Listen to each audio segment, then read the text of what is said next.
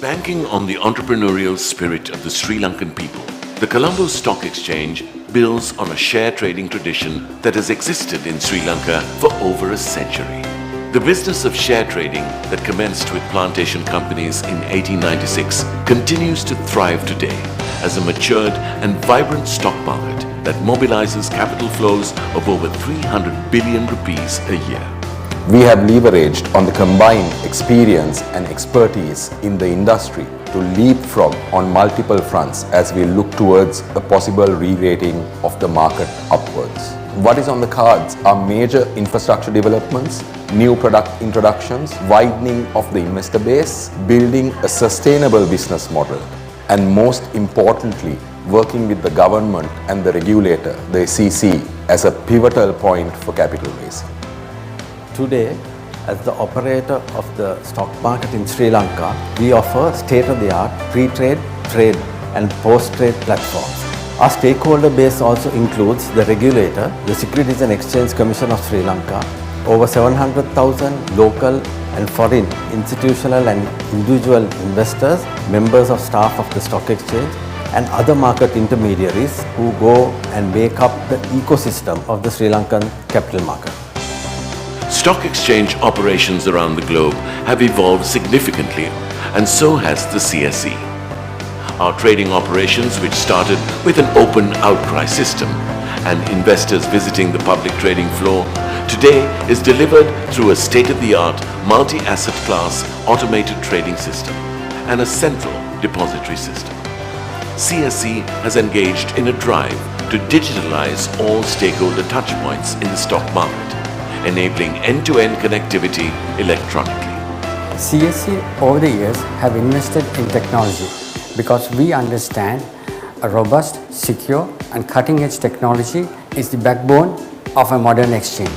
Establishing regulatory readiness to navigate through a Sri Lankan business landscape that has changed substantially since CSE was first established has been a material focus.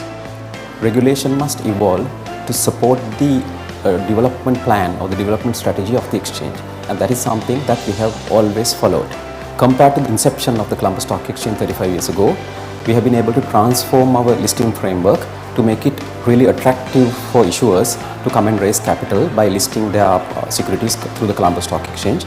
And for this purpose, we have been able to diversify our listing platforms and listing boards, giving them various listing options to benefit.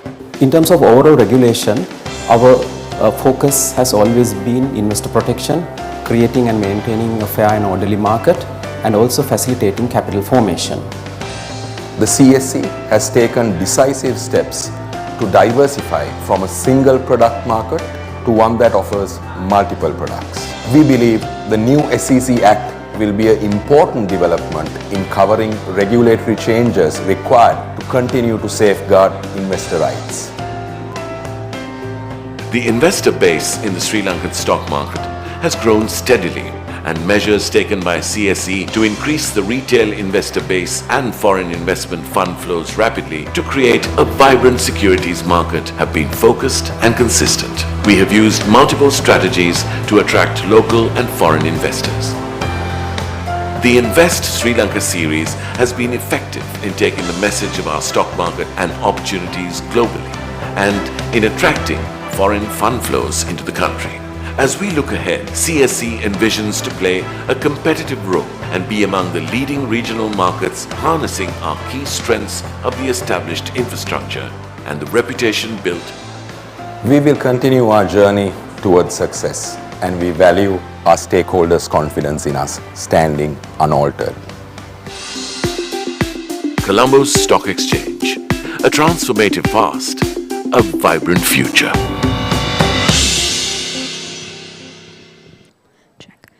Ladies and gentlemen, that was a brief video from our platinum sponsor, the Colombo Stock Exchange. And on that note, a very good evening to all of you, ladies and gentlemen, and welcome to the Capital Market Awards 2022, organized by CFA Society Sri Lanka. We are about to commence our proceedings right away, ladies and gentlemen. So may I request that we all take our seats immediately as we now get ready to begin.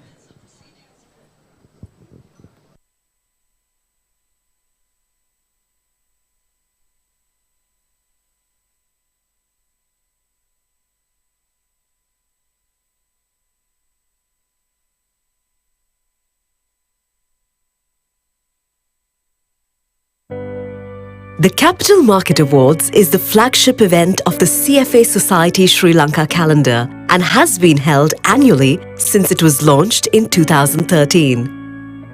The Capital Market Awards is the only industry awards ceremony of its kind in Sri Lanka that recognizes and rewards excellence among the country's capital market participants.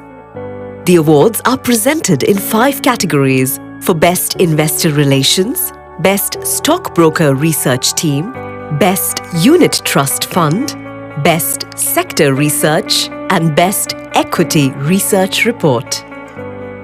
The top winners of each award are given gold, silver, and bronze trophies based on their ranking. The Capital Market Awards have played a pivotal role in helping to inspire and encourage professionals to set new industry benchmarks and uphold governance and ethics for the advancement of the local financial markets. In 2021, despite the pandemic, the Capital Market Awards were held as a virtual event for the first time in its 8-year history. The keynote speech and the panel discussion were delivered virtually, while the event saw 250 participants representing CFA members and the capital market community. The event rewarded capital market participants who ensured uninterrupted services to their stakeholders at the highest standards amid unprecedented market conditions. Conducting an awards ceremony of this magnitude is no small feat. The Capital Market Awards is overseen by a director of the board of CFA Society Sri Lanka, with this year's awards being chaired by Nadika Ranasinghe, supported by a 3-member committee.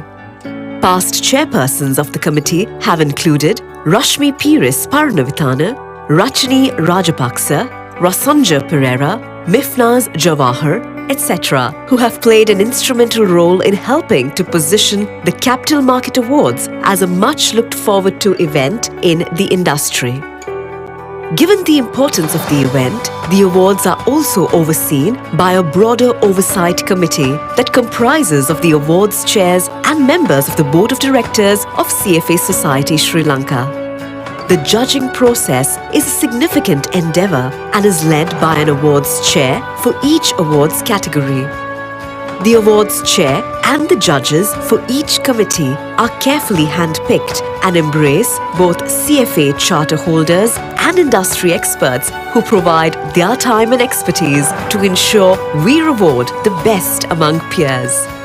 The CFA Society Sri Lanka is committed to promoting a dynamic and forward-thinking capital market sector that protects the integrity and interests of all stakeholders while upholding standards of research excellence and ethics. The Capital Market Awards will continue to take pride of place in helping us to achieve this goal for the benefit of the industry and society at large.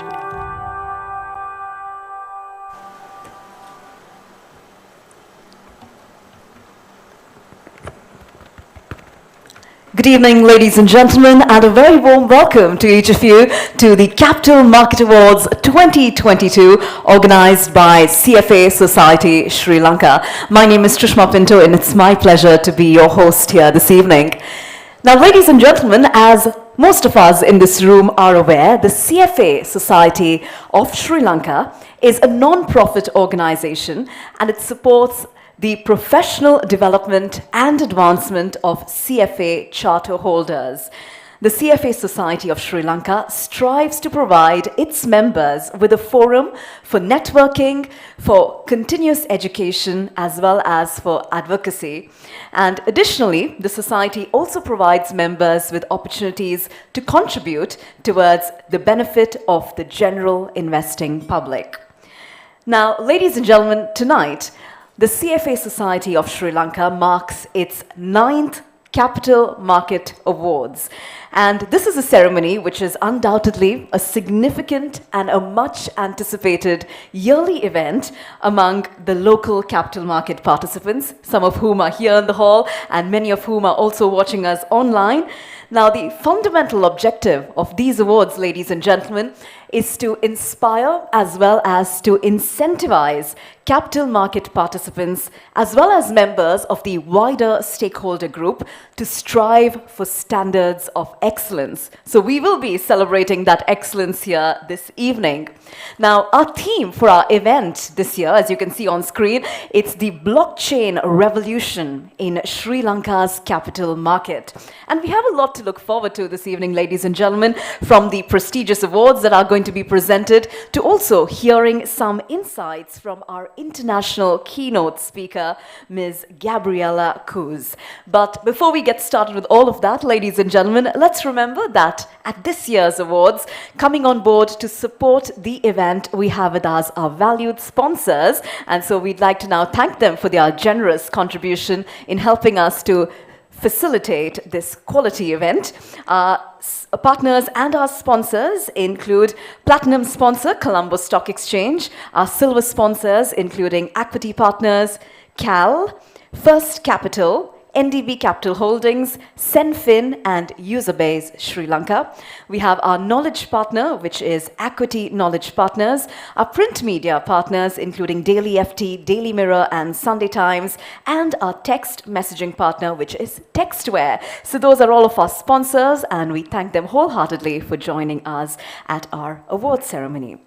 So with that, ladies and gentlemen, we're now all set to commence with this very special evening together. And as we get started, we'd like to, of course, extend to you a very warm welcome for making it here this evening. So on that note, ladies and gentlemen, to now officially deliver the welcome address, it's my pleasure to invite on stage the President of the CFA Society of Sri Lanka. Ladies and gentlemen, let's put our hands together for Mr. Dinesh Warusa Vitarana, CFA.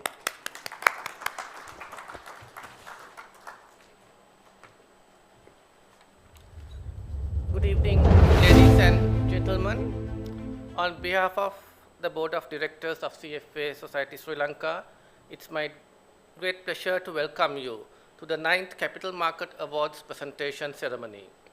We greatly appreciate your presence today, despite the many challenges and using up your precious fuel to be with us this evening. We are honored to have with us today Mr. Viraj Jayaratna, Chairman SEC, Mr. Dilshan Veerasekara, Chairman, Colombo Stock Exchange, and representatives from other regulatory agencies and officials from SEC and CSE. A warm welcome to all our partners who have supported us in our journey to develop the knowledge and skills within the local capital market. Thank you. The objective of the CMA is to recognize and promote excellence in capital market to help investors and support companies to make greater use of the capital market to raise capital. In this spirit of continuous innovation, we have selected the theme Blockchain Revolution in Sri Lanka's capital market as the theme for today's event. In this dynamic environment, it's essential that we innovate to stay ahead of the game.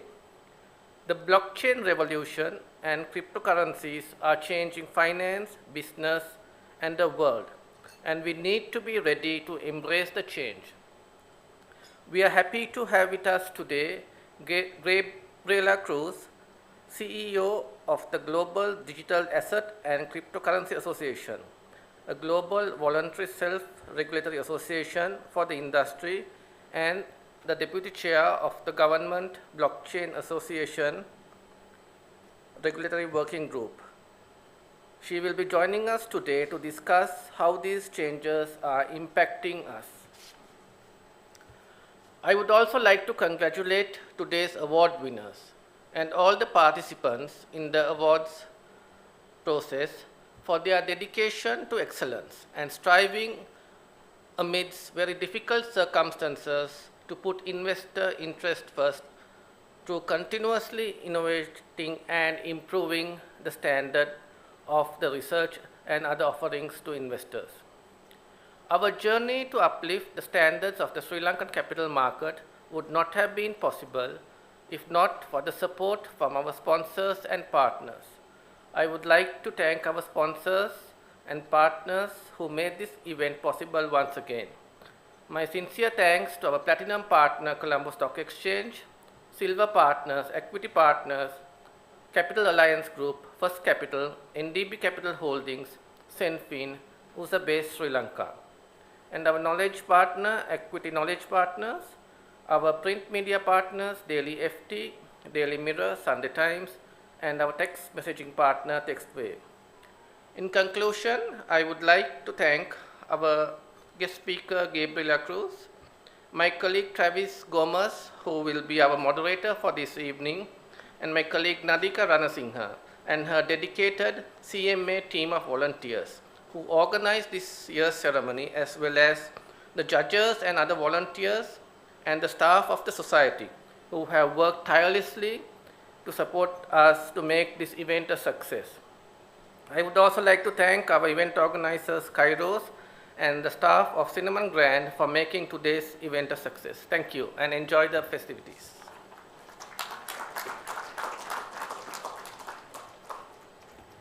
Thank you very much to Mr. Dinesh for those wonderful opening remarks, setting the tone for our event to follow. Now, ladies and gentlemen, as we mentioned earlier, the theme for our event this year is Blockchain Revolution in Sri Lanka's capital market. And this year's event theme particularly pertains to blockchain regulations and in particular the use of cryptocurrencies. So to now share with us more insight on the blockchain revolution, we are delighted to be joined virtually by our keynote speaker today, who is Ms. Gabriela Cruz. So please allow me to officially introduce her to you.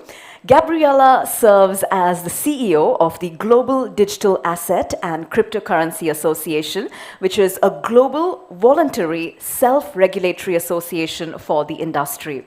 She's also Deputy Chair of the Government Blockchain Association Regulator Working Group.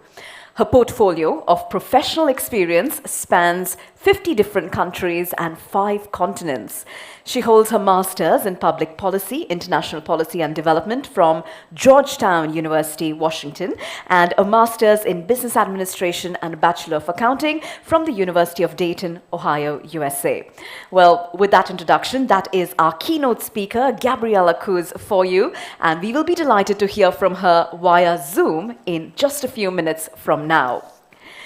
We'd also like to take this opportunity to introduce to you our moderator of the discussion. Our moderator is Mr. Travis Gomez, who is CFA. He's currently Associate Director of Userbase Inc. He works at the Sri Lanka office as a member of the content team of the Speeda Edge platform. Travis is a member of the management team at Userbase, and he's also a director of the CFA Society of Sri Lanka and leads the CFA Society Candidate Outreach Initiative. And that, ladies and gentlemen, is our moderator, Mr. Travis Gomez, CFA. So on that note, with the introductions being made to our keynote speaker as well as to our moderator, I hope we are now all set for an engaging conversation on blockchain revolution in Sri Lanka's capital market. So on that note, ladies and gentlemen, let me now welcome on stage Mr. Travis Gomez, CFA. Let's put our hands together for our moderator.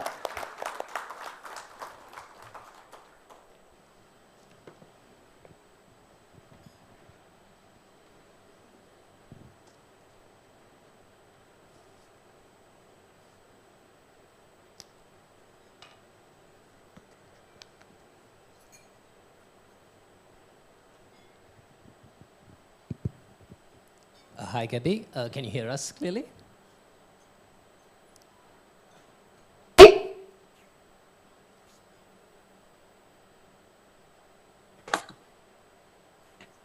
Yes, I can hear you.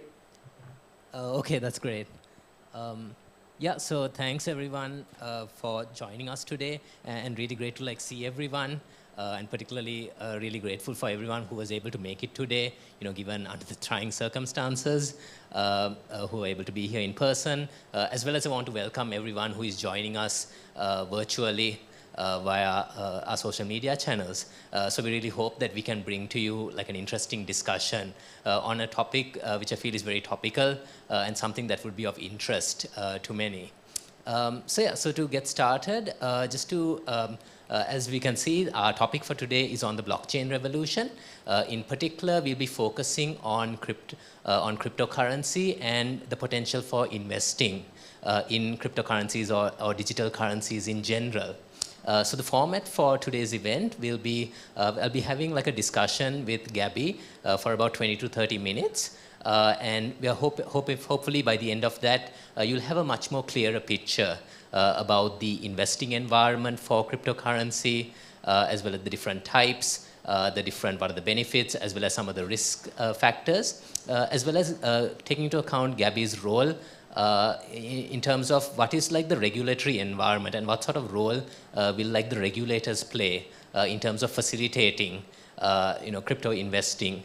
And after that, there will be about 10-15 minutes for Q&A. So hope you would make a full advantage of that to clarify any doubts you might be having. So with that, I think we can get started. Gabby, are you still with us? Yes. Okay, that's great. So Gabby, so the first thing is, so just to, before I put it over to you, maybe just to like set the context for everyone here. So I think all of us, working in the financial markets, I think we're already familiar with, when it comes to a country like Sri Lanka, in most emerging markets, there's like a limited set of like investment opportunities to choose from. And now given in the current context of a lot of economic uncertainty, I think the need for like being able to diversify your investments and to broaden and to have greater flexibility in the kind of investment opportunities that are out there is quite important. So it's really in that context where we are looking at, where something like cryptocurrency or virtual currencies or even just digital assets in general, how can that be fitted into your investment portfolio? So it's from that perspective that we're coming from. So given that, Gabby, maybe to start things off, could you maybe give us maybe a sketch of like the cryptocurrency landscape that is out there? Maybe if you can touch on like what exactly is virtual currencies and maybe the different types of it, and what is the kind of the main value proposition that is presented by it, as well as maybe some of the benefits and the risks that are associated with it. Sure, of course. So just to get started, when we talk about digital assets, we're speaking about a virtual form of exchange that typically leverages blockchain technology or distributed ledger technology or DLT. There are several different types of digital assets, and these can range from anything from what we perhaps are most commonly acquainted with, which is Bitcoin, to different types of digital assets that allow us to peg value, such as stable coins, to a current fiat currency, all the way through to non-fungible tokens and others that allow for us to, for example, if we're looking at music royalties, if we're looking at art, entertainment, to be able to transfer that value instantaneously through instantaneous settlement, and all the way through to some of what we're seeing even in some of the emerging spaces with GameFi and with our forthcoming metaverse. So when we talk about digital assets, that's a broad range of different types of currencies, of coins, of tokens, and it ranges from anything that could be fully asset-backed and collateralized to those that have sort of a value that is intrinsic or inherent based on the underlying technology that it utilizes. You've asked a little bit about what we're seeing globally when it comes to the digital asset space. So I'm happy to provide a bit of an overview of the landscape for you. What we have seen is an evolution over time, a very fast-paced and rapidly evolving space as it relates to digital assets. And in this, we have seen, even in the course of under a decade, a move from, again, one form of digital asset, where we began with Bitcoin, where DLT and blockchain technology were officially born, moving and transitioning into different forms, use cases, and opportunities for digital assets. So as you've asked, what is some of the inherent value? What are some of the opportunities and risks with that? Well, it all depends on what form of digital asset we're talking about. I think for most of us, we're familiar with, the traditional forms of digital assets, as I've mentioned, Bitcoin and Ethereum as being some of the more recognizable. But as I mentioned, the space is rapidly evolving. And so around the world, we've seen different use cases come up for why digital assets have value. The underlying recognition of that, of course, is going to be that borderless transfer of exchange, the ability to do that simultaneously with instantaneous settlement. And then I think, as a CPA, and again, as I can imagine for those CFA holders here with the society tonight, the ability to have that transparently and immutably recorded to a digital ledger presents unique opportunities for tracking, tracing, and understanding the flow of funds. In different regions, depending on the nature and use cases for this, we've seen the value reflected in things such as remittance payments. Okay, so being able to send remittances, for example, in the United States and North America, we see transfers of value shifting from the global north towards the global south in an effort to help support and advance financing for families.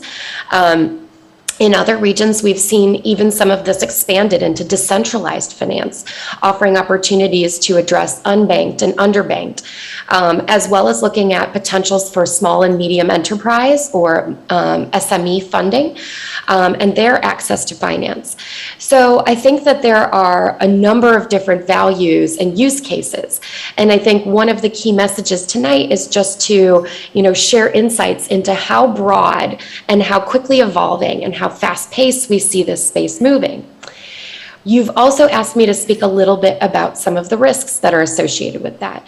And I think that as an organization such as the Global Digital Asset and Cryptocurrency Association, our focus is very heavily on responsible use of this asset class.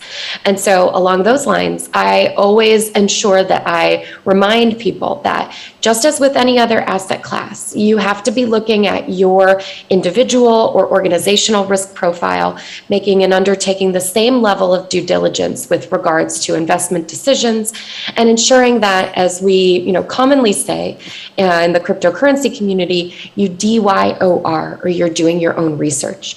And a lot of that is based on the fact that, again, this is a newer evolving space. So reading the white papers that back some of the different digital assets that you're looking at, undertaking or ensuring or requesting audit so that you understand that the way that these different currencies have been designed actually function in practice, and that you are able to receive the value that is intended through its purpose and design.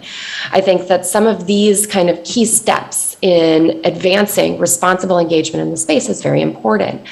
So that's just a little bit, I think, of a brief overview and introduction, a bit of an understanding of what we're looking at when we talk about the digital asset class, and even within that digital asset space, how diverse and opportune a lot of the different offerings may be.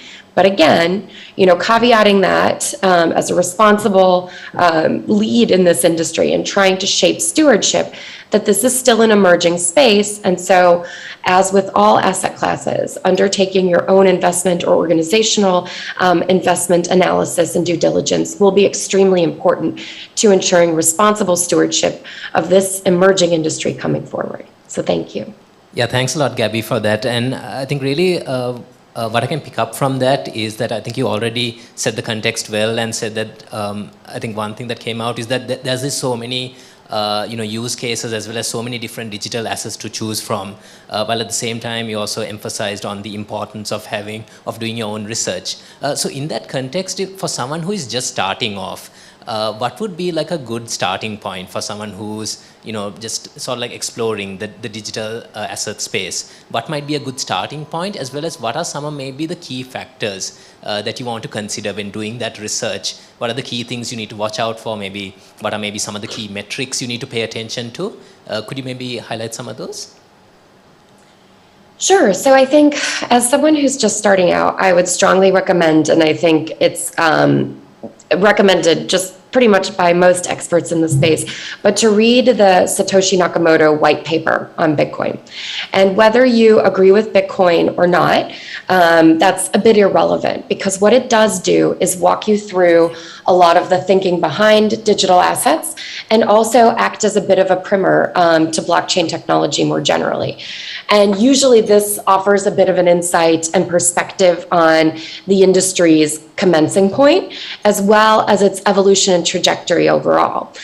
So that's usually sort of the first thing that I recommend people do when they get started. There's also, a number of different resources. So we tend to point people towards professional associations, or even our own events or activities that we undertake, as well as professionally organized certificates in order to build up capacity. Especially for those who may be holding an investment advisory role, or who are in a corporate finance department and will be engaging with digital assets, whether that's from a corporate treasury perspective, or that's as part of a receipt of funds through services, products, and other sales of goods. But building internal capacity, both at an individual as well as an organizational and department level, through accessing professional level education, training, and understanding, will be extremely important to engaging in this space responsibly. When we look at, what are some of the key metrics, there's a number of different resources that are available. Some of those that we point from a point of responsibility to, when you're looking at assessing different products, there are a number of third-party providers that exist. These include groups like Digital Asset Research, or DAR, that go into depth and provide information and analysis, perspectives on some of the different products that are coming forward, both to regulators as well as to capital market participants. We also look at Crypto Compare, which does similar levels of analyses, provides insights. CF Benchmarks is another that is heavily relied upon and provides market data. And then I would also suggest, for those that are engaging on some of the edges of decentralized finance and different products, to look at DeFi Safety, as well as some of the other metrics and third-party examples of information and data that exist, in order to get a clear and, I think, more unbiased view as to, what are the natures of some of these different products, how do they function in practice, and where can you receive solid data for performance. This would be sort of some of the first spaces that I would encourage people to look at. So again, starting with the Satoshi Nakamoto white paper, moving to professional education, capacity building, and participation in events and discussions like the one we're having today, to be quite honest. As well as, leveraging some of these amazing resources that exist in the private sector to provide clarity, to provide insight, and to help facilitate informed investment decision-making. Thank you. And thanks, Gabby, for really highlighting specific resources. I think that was very useful. But say someone who does that and goes through some of those research, goes through the white papers and things like that, one question that might always be at the back of their mind is that, this is a very evolving space, and, maybe there's a lot of uncertainties in it. So given that, how would you sort of explain to someone, in terms of the risk, what is the typical risk profile of someone who would be looking to invest in digital assets? And if you were to sort of to explain to someone, how is the risk of investing in digital assets compared to more traditional investment opportunities? How would you sort of explain that to someone who's just getting started? Sure. So I think, as with everything,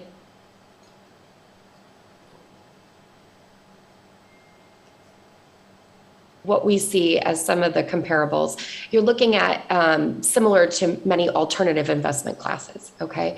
So it's still evolving, similar to what you would see with some of the tech stock or tech industry investments. You know, we're still at a point where this industry is not yet mature. And so a lot of what is coming forward is still yet at the very cusp of innovation. And so when we're looking at, you know, what type of a risk appetite you would have, it has to be taken into consideration some of the comparables that I've just noted. I believe also, you know, again, depending on I think it's very important not to talk necessarily about cryptocurrencies as one just a homogenous class, right? But to understand that this is still within itself very diversified. So you can have products that have a lower risk profile. So this would be more along the lines of a stable coin that is fiat backed, that is fully collateralized, that is highly transparent, is audited on an ongoing basis, and whose sole purpose is to retain value over time, as opposed to being, you know, a high risk return type model. Okay. I think at the flip side of that, or on the far end, you're going to be seeing, you know, opportunities for engaging in much more riskier crypto offerings. And so it's along those lines that I think you have to take a look at the individual digital asset to which you're exploring, understand your own risk profile and appetite as an individual and an organization. And then consider, of course, the fact that this is performing much like we've seen with alternative investment classes, as well as with those that are, you know, performing in the tech sector. And so these would be sort of the more comparables that I would present and encourage people to explore as they consider and weigh sort of the pros and cons and their own interest in engaging in this space. Okay, thanks, Abby. And just to quickly follow up on that, what are like some of the common like misperceptions about investing in digital currencies? Which, you know, particularly I think when it comes to the news cycle, a lot of people like I think overly hype on that. And given that again that is an evolving technology, there's a lot of uncertainties. So maybe what are some of like the common misperceptions and you come across in this space? Sure. So I think some of the common misconceptions are, like, I think in the first instance that all cryptos are the same. Okay, so that you're dealing with a homogeneous class, that, you know, they're all similar to and perform exactly like Bitcoin. Or, you know, at the flip end, they all are similar and perform very akin to a stable coin. Okay. I think that's one key misperception that comes up. And that's why I just encourage people to make sure that you understand the breadth of this, that it covers everything from NFTs and non-fungible tokens to even blockchain-based securities, to looking at things like Bitcoin and Ethereum, as well as some of these more emerging what we call meme coins, okay? So like a Dogecoin or these types of more entertainment-oriented cryptos. I think, so that's kind of one piece, is the homogeneity. I think if you're looking at other misconceptions, it's that it is completely unregulated. So there are, and depending on the jurisdiction in which you are located, there are different regulations that can apply and exist to this asset class. It's important to kind of take a look at and explore and understand the country context that is bounding the evolution in this space. But it is important to understand that in some instances, there are regulations that exist. And in particular, when it comes to frauds and scams and other types of activities, just later this week, I'll be speaking about the importance of engaging with regulators, with law enforcement, if these are things that you come across, because it is important to report them early, and to ensure that you're keeping your government and regulatory counterparts abreast of what you're seeing in this space as you engage or as you further your understanding, knowledge, and participation in the digital asset space. So I think, you know, that's the second point. I think other misconceptions that come up, and I think we'll hit upon this a little bit later when we talk about some of the energy consumption components of this, are, you know, the fact that all crypto technically functions on a proof of work dynamic, which in fact, many of them are operating on a proof of stake, which is a much less energy intensive mechanism, for validating the block and for allowing the function of blockchain as well as the overriding digital asset class. And then also just the leveraging and utilization of renewable energy and the shift that we've seen in that as an industry and a general trend towards, leveraging renewable green energy sources and moving away from more fossil fuel based carbon intensive energy utilization. So those are just some of, I would say, some of the key misconceptions. I think, the last piece is that, there isn't information on this, or that it is opaque, or it is something that is, utilized by criminals or for largely illicit purposes. And so, generally speaking, across and amongst the different blockchain analytics firms, when they evaluate the degree to which, compared to fiat in particular, digital assets are used for illicit activities, it's actually quite minimal. You're looking at, and depending on which of the 5 to 6 to 10 blockchain analytics firms you're going to be looking at, it's pretty unanimous that it's a very low percentage.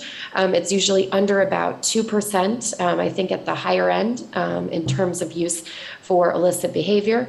And in fact, because of the fact that a lot of this leverages blockchain technology, it's inherently very transparent.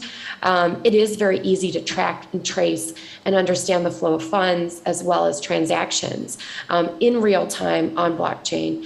And that's something that I think, we continue to work with public sector to understand, and also to ensure that we're building up some of the peripheral industries around regulation technologies.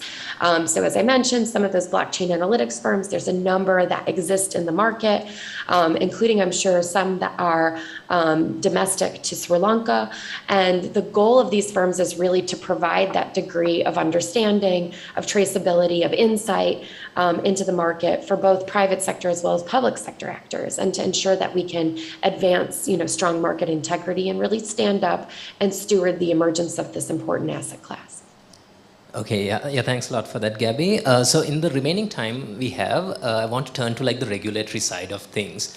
So just to set the context, in the context of Sri Lanka, I think the central bank, as well as other regulators, as well as the government, has been putting out a couple of statements and expressing their interest in this space. So first of all, in terms of the central bank, I think most recently, I think the statement that I think a lot of people, which got a lot of attention, was the one that they put out in April 2021, where I think it was at the time where there was a lot of interest was really starting to pick up in cryptocurrency in Sri Lanka as well, where the CBSL was sort of warning about the significant risks that were there, as well as the fact that there was no legal recourse in the event of a dispute, as well as emphasizing the fact that that cryptocurrencies or virtual currencies are not recognized as a permitted investment asset. But at the same time, though, looking at the central bank in general, I mean, they have been very open to new developments as well in terms of promoting digital banking and as well as promoting cashless payments. So just to name some of the initiatives they've taken, sort of the rollout of the natural QR code, then the framework for fintech the sandbox for fintech developments, as well as recently they had concluded a proof of concept for a blockchain-based KYC Know Your Customer project. So I mean that gives some indication that the central bank is open to these sort of new developments, as well as the government has also been keen to explore this. So I think in October 2021 there was a cabinet-approved committee that was looking into the regulations surrounding crypto exchanges. As well as with the new port city development, this digital assets has been one of the asset classes that has been identified as potentially an area of development, and there's been some talk that there's the potential for a crypto exchange being established in the port city. So with that context, Gabby, what kind of role do you feel the national regulators as well as the government can play in terms of what would its sort of role be in terms of facilitating crypto-related investments? Sure. So I think one of the key pieces that we focus on at the Global Digital Asset and Cryptocurrency Association is around responsible innovation. And so that means that in order for this asset class and industry to take off, there needs to be a right-sized regulatory approach, which includes public and private sector in the first instance, communication and coordination. Because this is still very emerging. And so I always tell people, you have this great opportunity to build an exciting and dynamic digital future, but you also, it is incumbent upon you to have a responsibility to give back and to work with your country's public sector. So that includes your government, it includes your law enforcement, it includes your regulators, to ensure that everyone's being brought along on this journey, because they do have an important role to play in helping to create order, in helping to create a legal and regulatory framework that is enabling and protects consumers and protects investors. And so, organizations like the CFA Society, individuals who are credentialed professionals who are engaging in this space, I would encourage you strongly to reach out and to have an active dialogue, because in the first instance, it's important that we all keep abreast of and understand how the digital asset space is evolving, how it is changing, and also to have a really clear view as to where it's going. So the first point I would say is open dialogue and channels of communication. I think when we talk about the role of regulators, it will be to help oversee and to shape some of the growth of this space in a constructive way. And so what that means is having internal capacity to be able to, create a legal and regulatory framework that's enabling in the first instance, and then to be able to implement that in practice. So being able to have the staff size, the skills, and the capacity to really oversee that. And it may be, in fact, that this is a bit of a public-private sector cooperation on this front, especially as this is still such a rapidly evolving, such a quick-paced, and highly expertise-oriented space. From our side, we look at the value, especially around self-regulation, and the opportunities that this may afford through the leveraging of SROs, but also leveraging some of the existing organizations that are currently operating and are touching upon this. And whether that's through some of the integration of digital assets into the traditional capital market space, or if this is more of an evolution, as we see in some of the decentralized financial fields, as well as into some of the spaces that we see for NFTs and the arts, entertainment, and more oriented towards fintech. I think that there's a lot of opportunity for ensuring that there's internal capacity building amongst the regulators in order to execute and to effectively implement whatever forthcoming legal and regulatory frameworks that will evolve in Sri Lanka, as well as in jurisdictions around the world. And those will need to be moderated and reflected in order to ensure that they are taking into consideration the unique country context, so the business law, the taxation, as well as some of the general approach and social approach to consumer protection, because that will vary depending on the jurisdictions. And so looking to build that out both from, and in the first instance, dialogue, and the second instance, a legal and regulatory framework that is clear, unambiguous, and provides the clarity needed for those firms in order to innovate, to advance, and to develop. And that balances with consumer and investment protection. And then I think finally, when it comes to, the last part of this is really to ensure that we're creating and understanding the value and role of education as a cornerstone for consumer protection and investor protection. Because really, if we're looking at this very dynamically, it is a new asset class. It is new opportunities in terms of an emerging industry vertical. But more than that, those jurisdictions that recognize the fact that we're at the precipice and the beginning of a transformation, both within the financial sector as well as our own digital economies, what is very commonly referred to as the fourth industrial revolution, and who are able to create legal and regulatory frameworks, as well as adoption and implementation regimes that effectively balance the need for consumer protection and investor protection with the opportunities to grow, to develop, to globally position your economy dynamically, and to ensure that you're creating value-added domestic industry development. That will be critical to ensuring the resiliency, the competitiveness, not only of the firms within your borders, but of your country as a whole. And so it's, my core message tonight is not to miss this opportunity, to do it responsibly and to recognize that, yes, there is a high degree of global competitiveness with regards to positioning in the global digital economy, but that doesn't have to be a race to the bottom. It can be a differentiating point that allows for a race to the top and allows for Sri Lanka, Colombo, and other jurisdictions around the world to position as centers of financial excellence in the new digital era. So thank you. Yeah, thanks a lot, Gabby. And I think you made a very compelling case for why we should be considering this, strongly considering this. But again, similar to the investor, I think the regulator might also be in a similar perspective where they also might not be sure where exactly to get started, given that the digital asset space is so vast. So maybe are there any concrete examples you can give us in terms of, or certain case studies of emerging markets that have been able to successfully where the regulator has been able to play this role of the coordination and the capacity building role?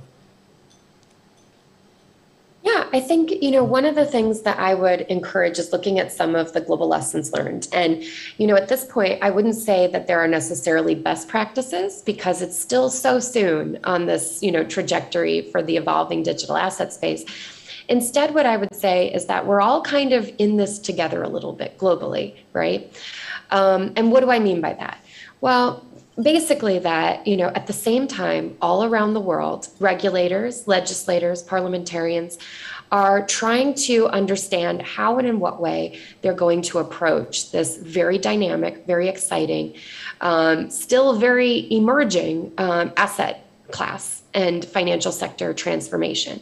And so there are some jurisdictions that are perhaps a little bit ahead, and we can look to those. I would strongly encourage you to explore the examples that we're seeing charted today by the United Arab Emirates, for example. I believe as well, you've seen some very exciting moves both in Switzerland as well as in Japan. If you're looking at some examples of jurisdictions that are a bit further ahead, most notably, you'll highlight that both Switzerland and Japan have moved forward with a self-regulatory model or an SRO model. And the UAE has looked at the creation of new regulators to address some of these opportunities, to gather together core stakeholders and other regulatory voices within the jurisdiction. These are two different but similar approaches in trying to advance responsible engagement in the space, ensuring that they're able to keep pace and have the capacity to effectively advance consumer protection, investor protection, and also domestic financial stability. I think these are kind of three core areas. And further, I would say that if I am giving advice to regulators and parliamentarians who are exploring this space, it's that because of the fact that it edges beyond just a new asset class, and it does take into consideration sort of a broader transformation, that when we speak to different stakeholders, whether they be public sector or private sector, we strongly encourage them to look at this not only through the implications for financial sector and economics, but also to look at this through the lens of national security, of global positioning and geopolitics, as well as looking at this from the standpoint of economics and job creation, domestic industry development, attractiveness of foreign direct investment, as well as some of the potential for social outcomes. It is not lost upon me as someone who has worked for the better part of her professional career trying to alleviate poverty and enhance shared prosperity. Those are the two twin goals of the World Bank, and it's something that regardless as to whether I've been at the World Bank or at the International Federation of Accountants or other organizations with which I've worked throughout the course of my career, this is a really strong impetus. And when we talk about what some of the value propositions are, what some of the use cases are, and where we see some of the most dynamic and most emerging applications of blockchain, as well as digital assets, you're seeing it come through, in particular in the emerging world. Because necessity is the mother of innovation.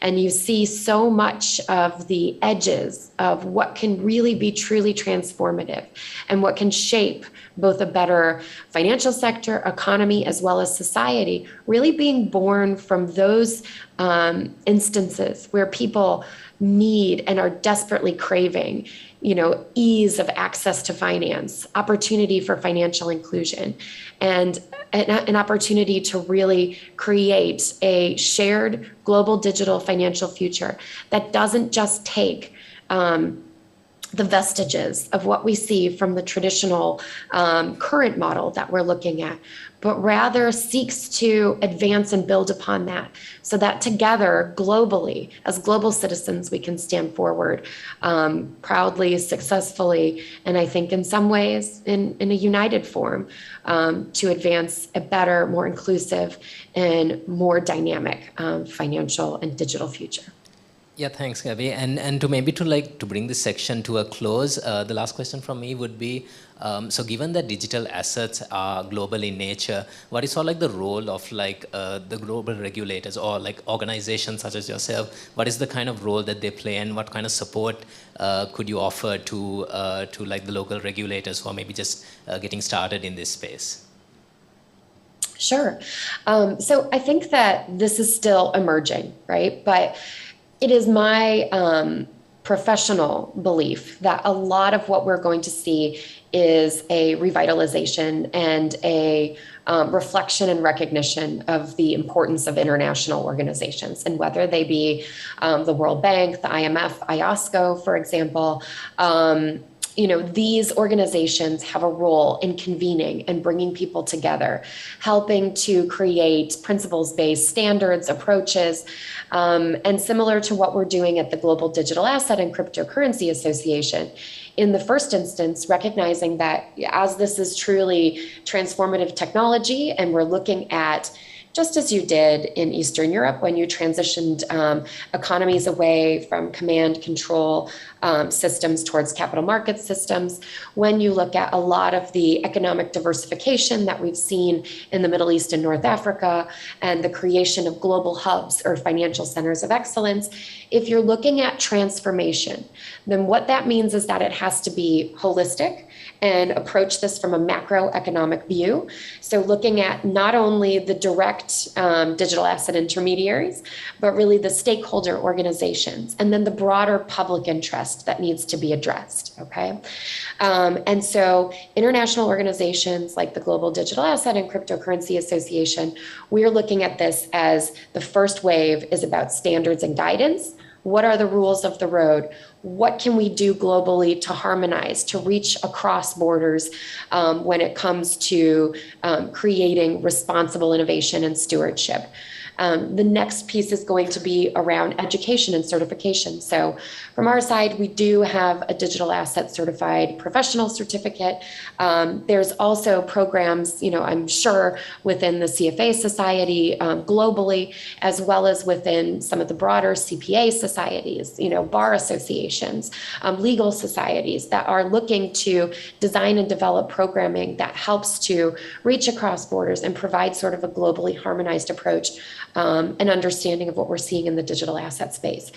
I think the next wave of this is going to be around capacity building, Okay, so really helping regulators, helping parliamentary committees, helping Supreme Audit institutions and others to understand some of the digital asset space, to build up their own internal capacity, their own buoying up and enhancing the capacity of their oversight activities and inspections units, and then I think finally, really creating forums for knowledge sharing, for discussion. And so it's in that vein that we reach out not only to private sector, but also to public sector, and recognize not only the role, I think, of your government regulators, but also some of that around law enforcement, because these are important tools and stakeholders that need to be brought to the table.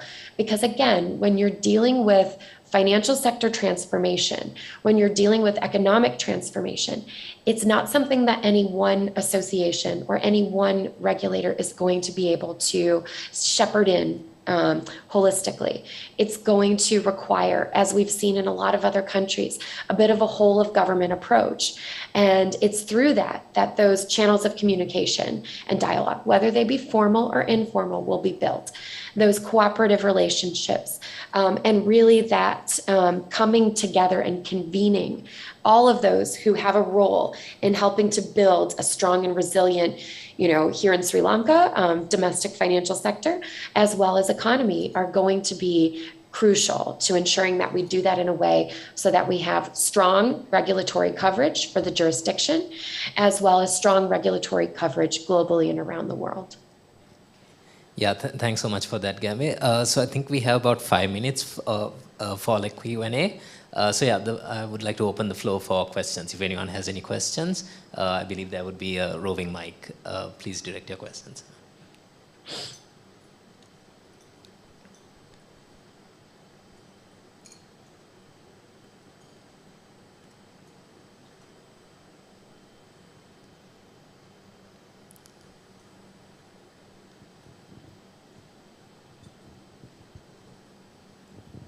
Hi, Gabby. This is Umair. Thank you for the interesting... I just had a quick question based on your initial introduction. You mentioned about asset-backed securities in terms of, DTL. So have you ever seen real assets along with virtual currencies being like a hybrid concept there? And has that taken off in any of the jurisdictions you've looked at, and what's the regulations that has really helped in that regard? Thanks. Sure. So I think what we're looking at is more of like the tokenized securities. And so these are still emerging, but there are a number of jurisdictions where, just most recently in Europe, in the European Union in particular, there's been a pilot study on the DLT leveraging by ESMA, or the European Securities and Markets Authority, on leveraging DLT in the securities and capital markets. And I would point you strongly to that study, as well as to some of the responses that we had, and you can look at the Global DCA website, where we chimed in and provided perspective and advice and guidance on the further elaboration of those types of systems.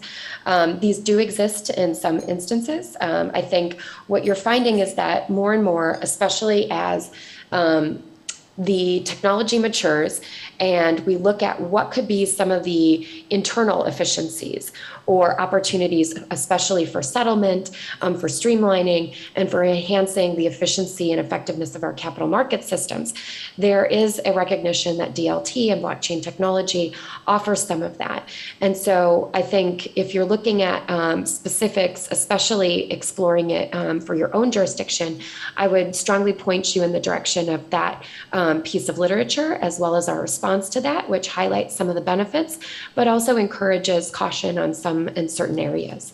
So that would be kind of like a first point of order to explore. I think as well, there are a few products, and I'm happy, I don't want to be commercial, so I'm happy if you'd like to speak about those offline, to kind of highlight or flag that may be of interest to you as you explore or look to understand, how some firms are already beginning on this trajectory and how this may offer opportunity for replication at home here in Sri Lanka. Thanks, Gabby. Yeah, I think we have time for one more question. Does anyone have anything? I think Ravi has one.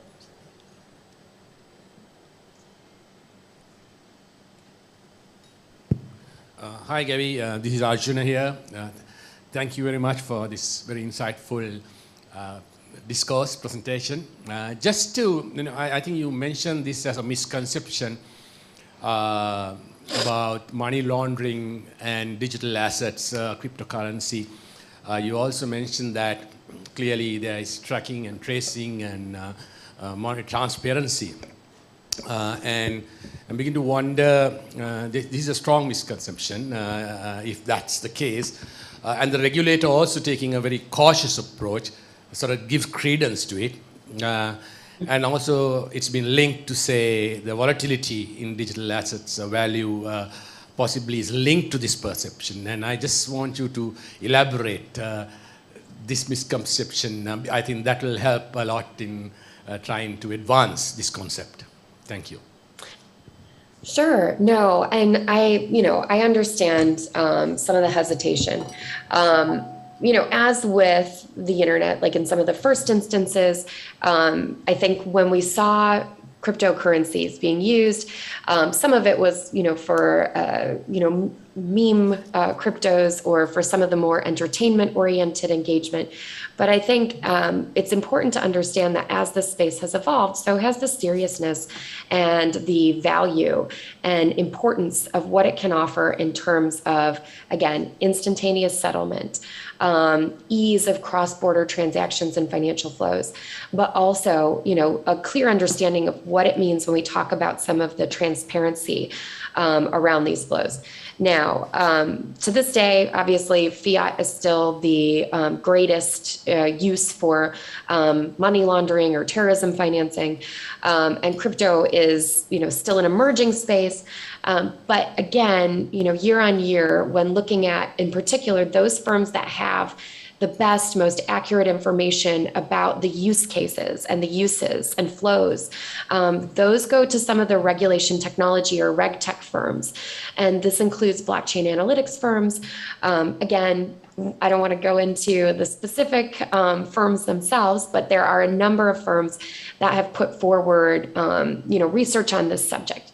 Not just theoretical, but actual tracing and insights on how these funds are being used. And it's through that you're seeing a very low level of this being used for illicit purposes.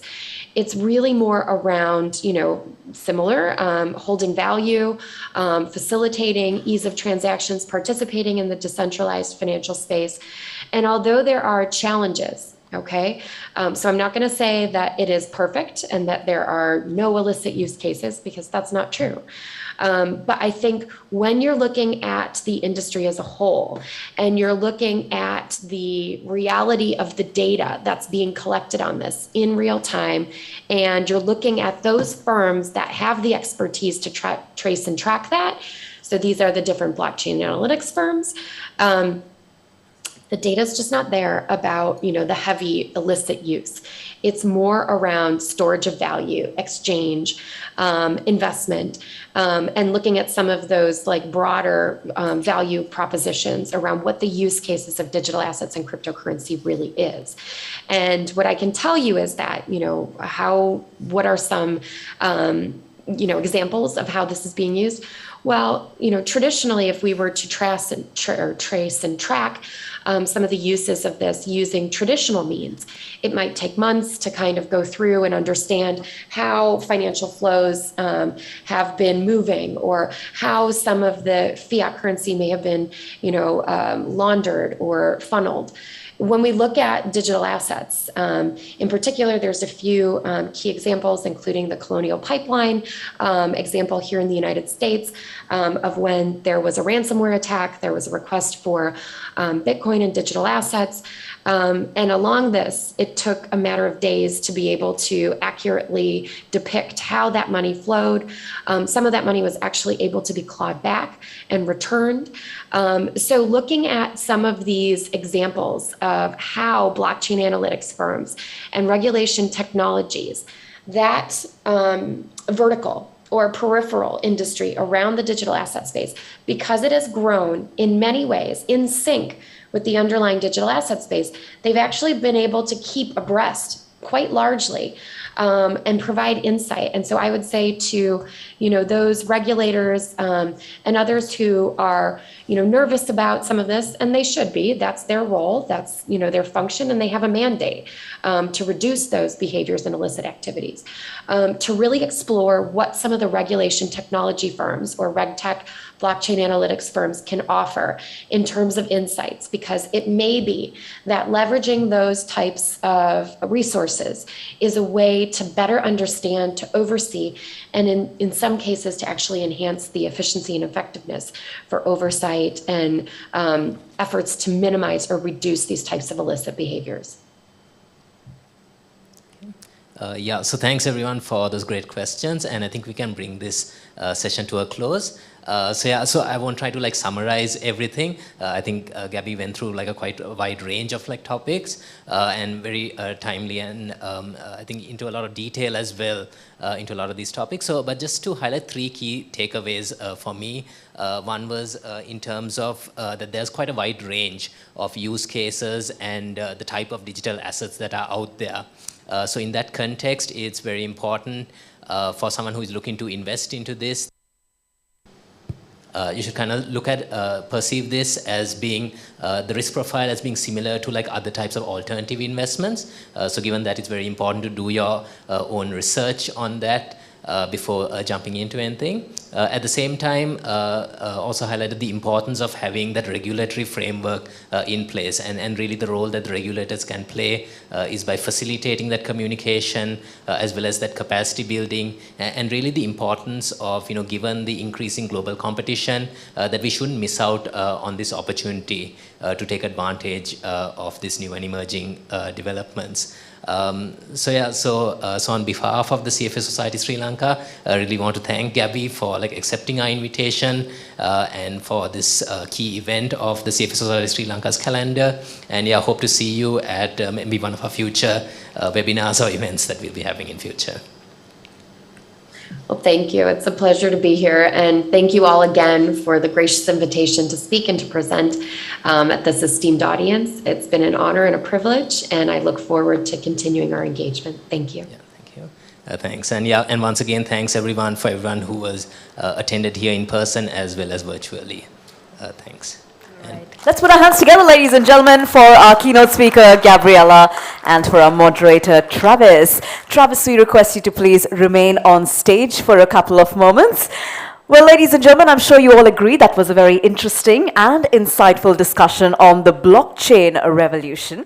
And while we do thank our keynote speaker and our moderator, Travis, we would now also like to take this opportunity, ladies and gentlemen, to share with you that we have some great news tonight.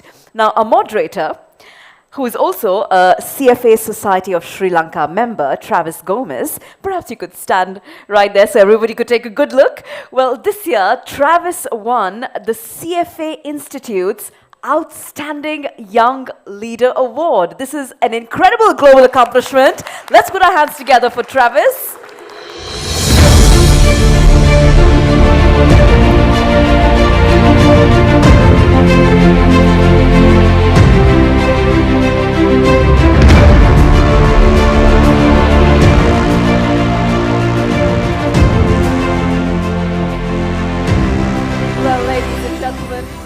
As you can see on screen, Travis won the Outstanding Young Leader Award, and the CFA Society of Sri Lanka would now like to take this opportunity to felicitate Travis for this remarkable accolade.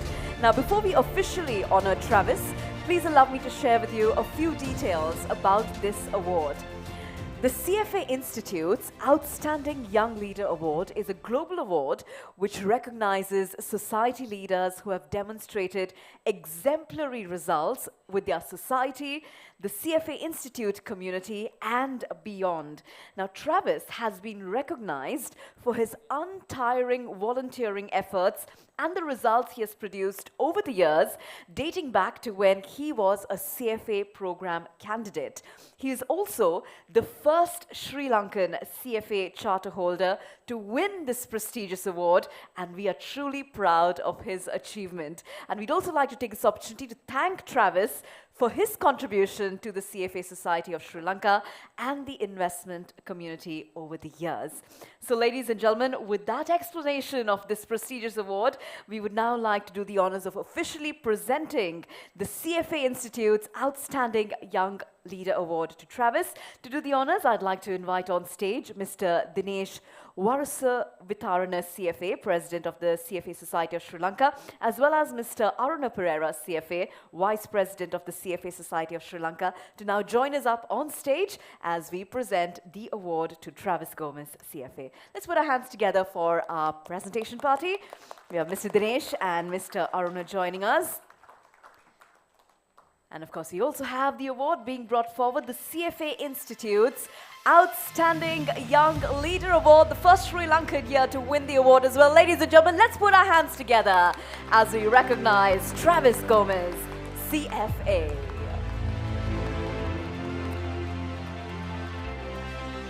Congratulations to you once again, Travis.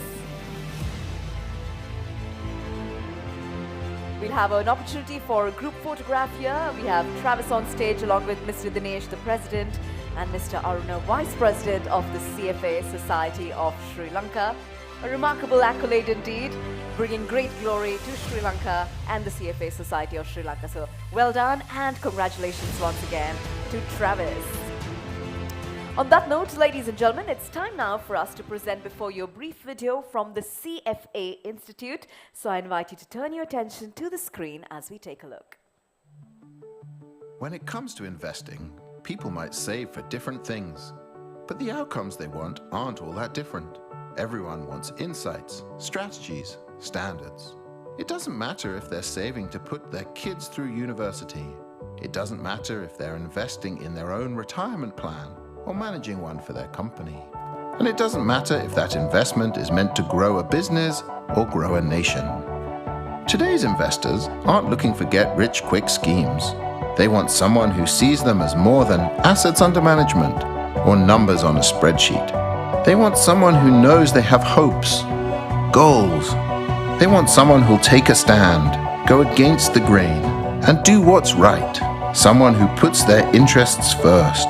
Someone who will make a difference that matters. They want CFA charter holders.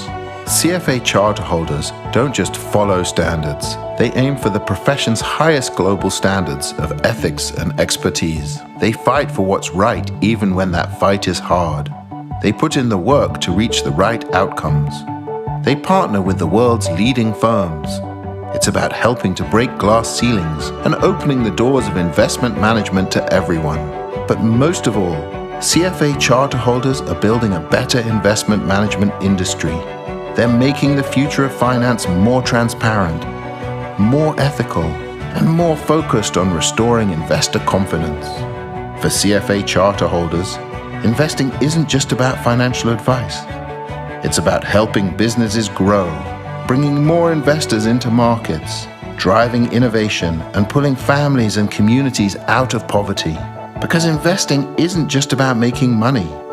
It's about making the world a better place for everyone.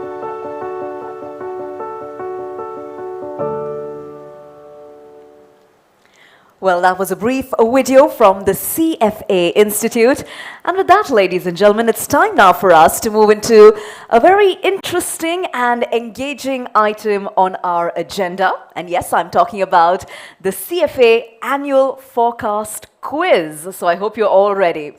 Now, the CFA Annual Forecast Quiz is designed to assess your skills in predicting key economic variables. So you can all have a bit of fun in testing your ability to see if you can predict the economic variables accurately. Now, last year, our quiz was held online, and yes, we do have a winner who will will be felicitating tonight. We would now like to take this opportunity to recognize and reward our award winner for the quiz in 2021. Let me just also inform you that the winner for this quiz receives a cash award of 50,000 rupees. All right, so one of you in the audience here is the winner for our quiz last year. Before I reveal the winner to you, to present the award to our winner, I'd like to invite on stage Mr. Dilshan Veerasekara, Chairman of the Colombo Stock Exchange, accompanied by Mr. Dinesh Varasavitharana, CFA, President of the CFA Society of Sri Lanka. Let's put our hands together, ladies and gentlemen, as we have the presenters join us up.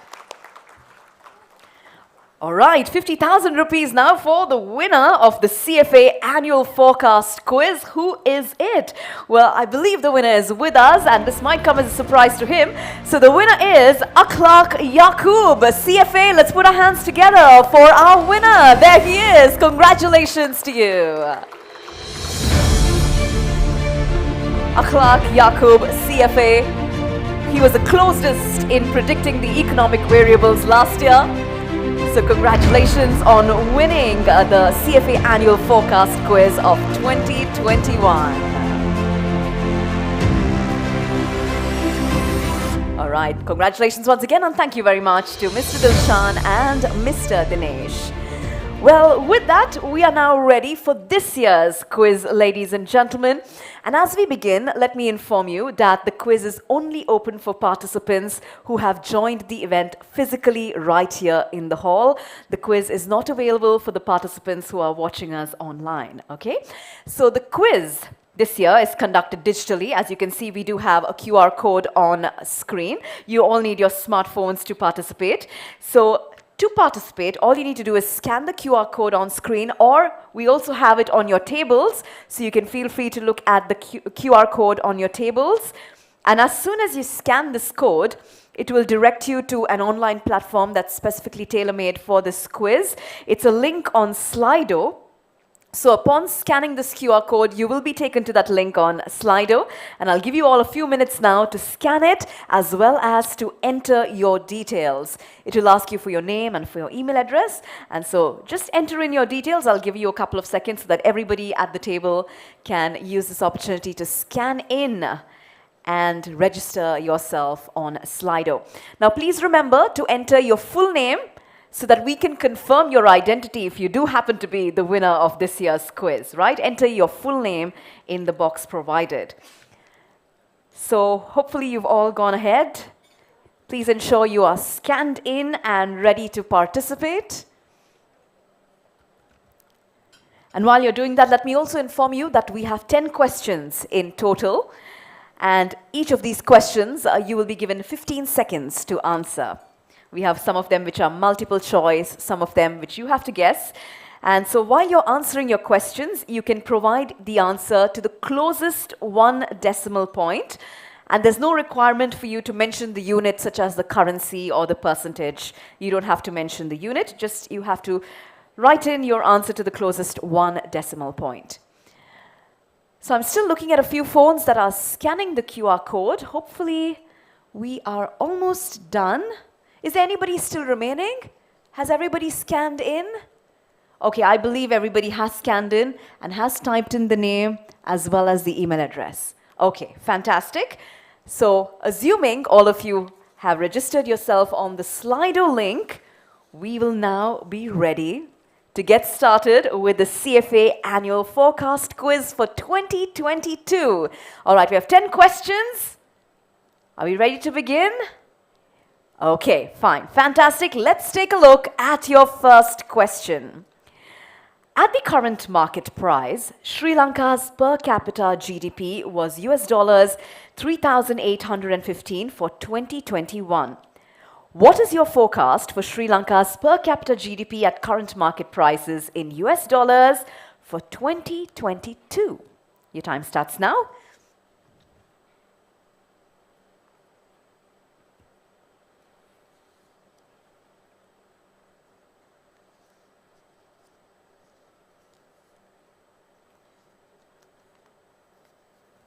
We have 15 seconds for you.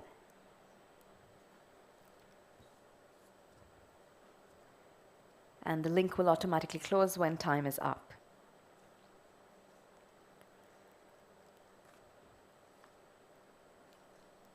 All right, I believe time is up. And now let's take a look at your responses. We have the responses on screen, all of your guesses and predictions. So let's take a look at the predictions that you have made. There you have it. As you can see, the larger numbers talk about the more popular choices. So 3,200, 2,800 happen to be the more popular choices. Well, we'll find out in due course if your forecast is correct. All right, we have 9 more questions to go. Let's move on to question number 2.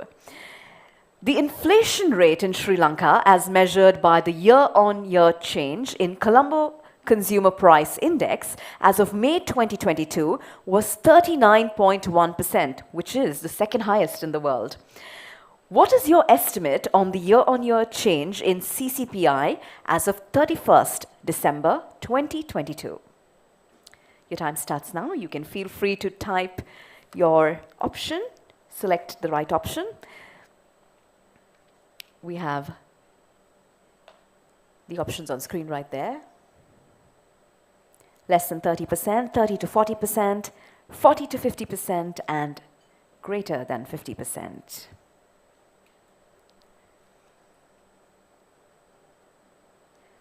Okay. I believe time is up and you have made your choice. Let's take a look at what your responses are.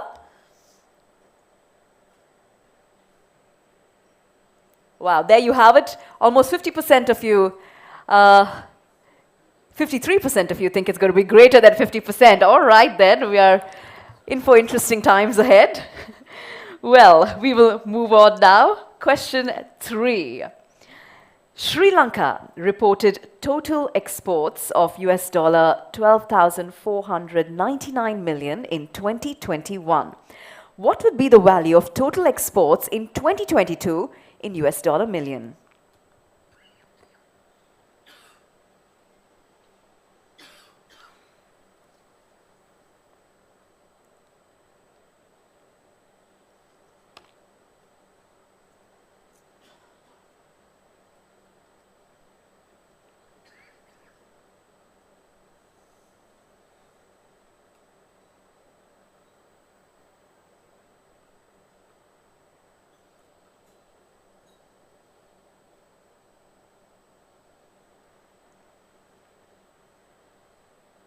All right, time up. Let's take a look at what your responses are. We'll have it on screen right now. Total value of exports. All right, there you go. We have a wide range of answers right there. The most popular being about 10,000, 11,000, 12,000, in that range. All right, we will move on now to question number 4. Now, before I tell you, this question has to do on oil prices. So when we're talking about oil prices, if any of you are stuck here on ideas on where to take your partner for their birthday, well, if they have expensive taste, look no further than the gas station, all right? Because that's where it's going to be the most expensive in the next couple of months. Here's your next question based on oil prices. According to Bloomberg, the Brent crude oil price per barrel was US dollars 115.6 as of 31st of May 2022. What would be the price of a barrel of Brent crude oil as of 31st December 2022? You can respond right now.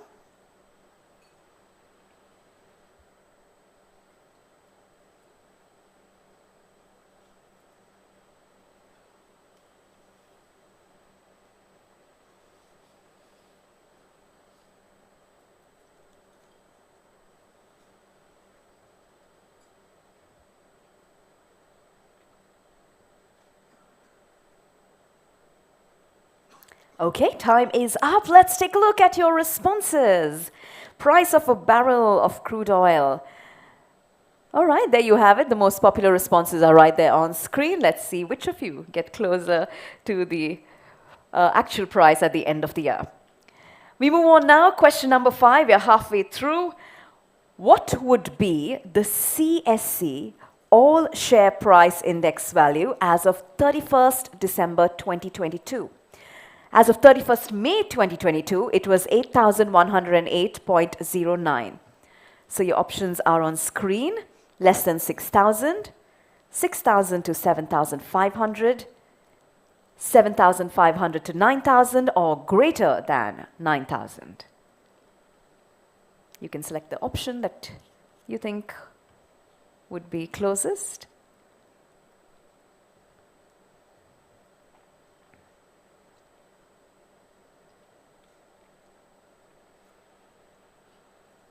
Okay, we will now take a look at your responses on screen and see which of these options were popular.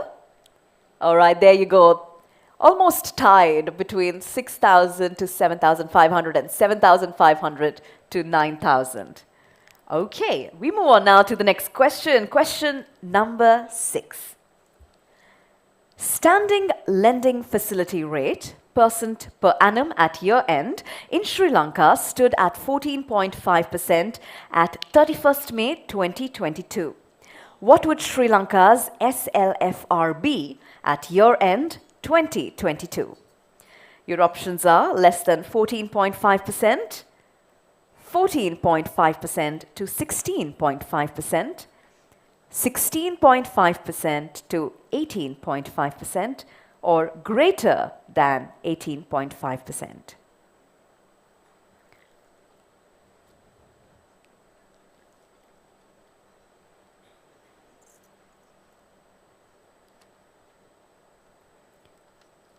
All right, time is up. Let's take a look at the popular responses on screen. All right, 41% of you think it's between 14.5% to 16.5%. Our next question has to do with government tax revenue, or to be precise, the lack of it. Here is your next question based on tax revenue. Tax revenue as a percentage of GDP stood at 7.7% in 2021, according to the CBSL annual report.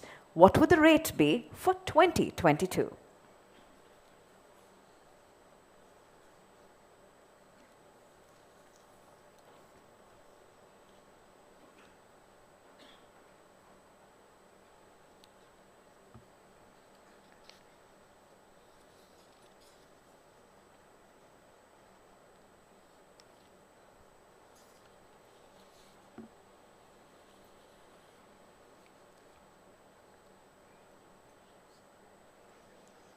Time is up. So now let's take a look on screen at the most popular responses. Okay, there we have a few numbers there, with 9, 8, 10, 12 being among the popular rates according to you. We move on to our next question, question number 8, which has to do with tourism. Now in Sri Lanka, our tourism sector contributes to 12% of the GDP and is among the top 5 largest sources of foreign revenue in the country. So here is your question based on tourism. Tourist arrivals for 2021, according to the Sri Lanka Tourism Development Authority, were 194,495. How many tourist arrivals will we see in 2022? Your options are right there. We have less than 800,000, between 800,000 to a million, between a million to 1,200,000, and then we have greater than 1,200,000.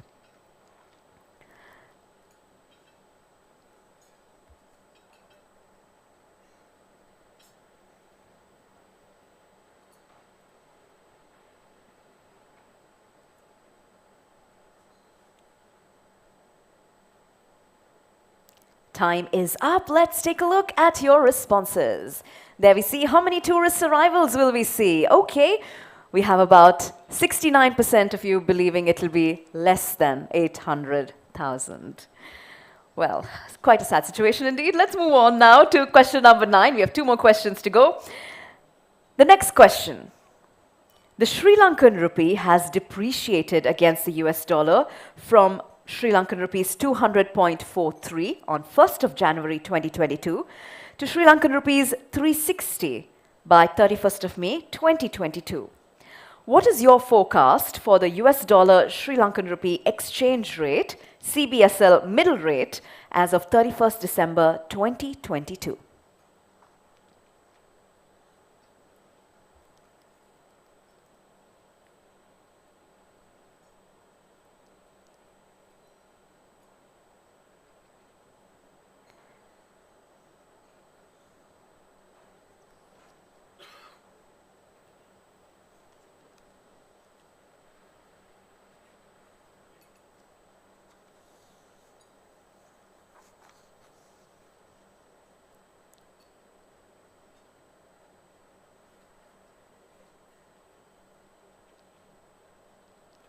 All right, voting is closed, so let's now take a look at your forecast for the exchange rate. And you can see a few popular responses there. Most of you seem to think it'll be in the range of 380 to 450. That seems to be the rate according to you. Fantastic. All right, we move on now. Question number 10, which is your final question, ladies and gentlemen. The price of a 12.5 kg liquefied petroleum gas cylinder in Colombo from Litrogas Company was priced at 4,860 rupees as at end of May 2022. What will the price of the same gas cylinder be at the year end of 2022?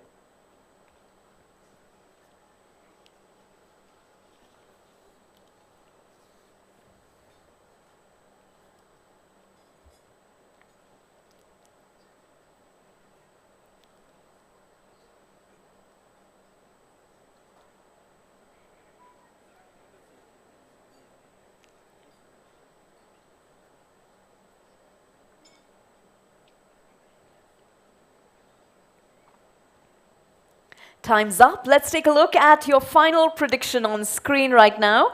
The price of the gas cylinder at the end of the year. All right, popular responses, 10,000 rupees, 6,000, 7,500. Well, not a very optimistic mood here today, is it? But well, those are your predictions. I hope your predictions don't come true, but those are your 10 questions for this evening, ladies and gentlemen. And before I wrap up the quiz, maybe I might also advise you to, before you go home, buy a platter of cheese kottu, because it'll be a matter of days before the cheese kottu at Pilaus might also increase in price to 10,000 rupees. Who knows? All right, that brings us to the end of our quiz, ladies and gentlemen. We do hope you found it interesting, engaging, and of course, we look forward to revealing the winner at next year's awards ceremony. So, all the best to each of you. On that note, as we wrap up our quiz, it's now time to present yet another message from the CFA Institute. So I invite you to take a look.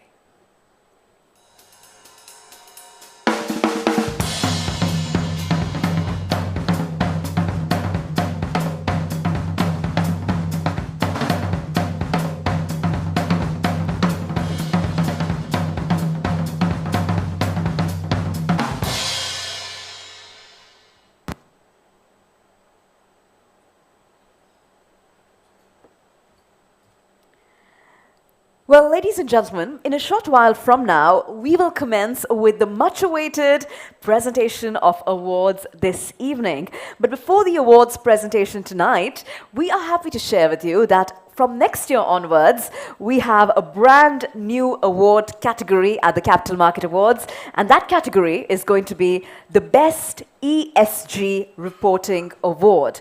Now, this award category recognizes environmental, social, governance best practices in listed companies. So it's time now to find out more details about this new award category, and so to now present the criteria for Best ESG Reporting Award. It's my pleasure to invite on stage the Treasurer and Director at the CFA Society of Sri Lanka. Let's put our hands together for Ms. Rashmi Pires Paranavitana, CFA. Let's put our hands together, ladies and gentlemen.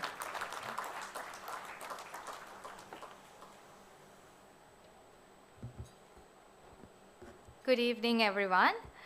So last year I know we had a virtual event last year, but our Capital Market Awards last year centered on the theme Investing with Purpose, which focused on the importance of environmental, social, and governance factors, or ESG as it's more commonly known, in the investing landscape.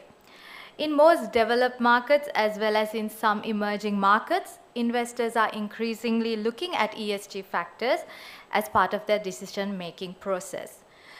Taking this into account, that's really why the CFA Society Sri Lanka hosted last year's keynote speech and a panel discussion to raise more awareness about ESG among our local capital market practitioners.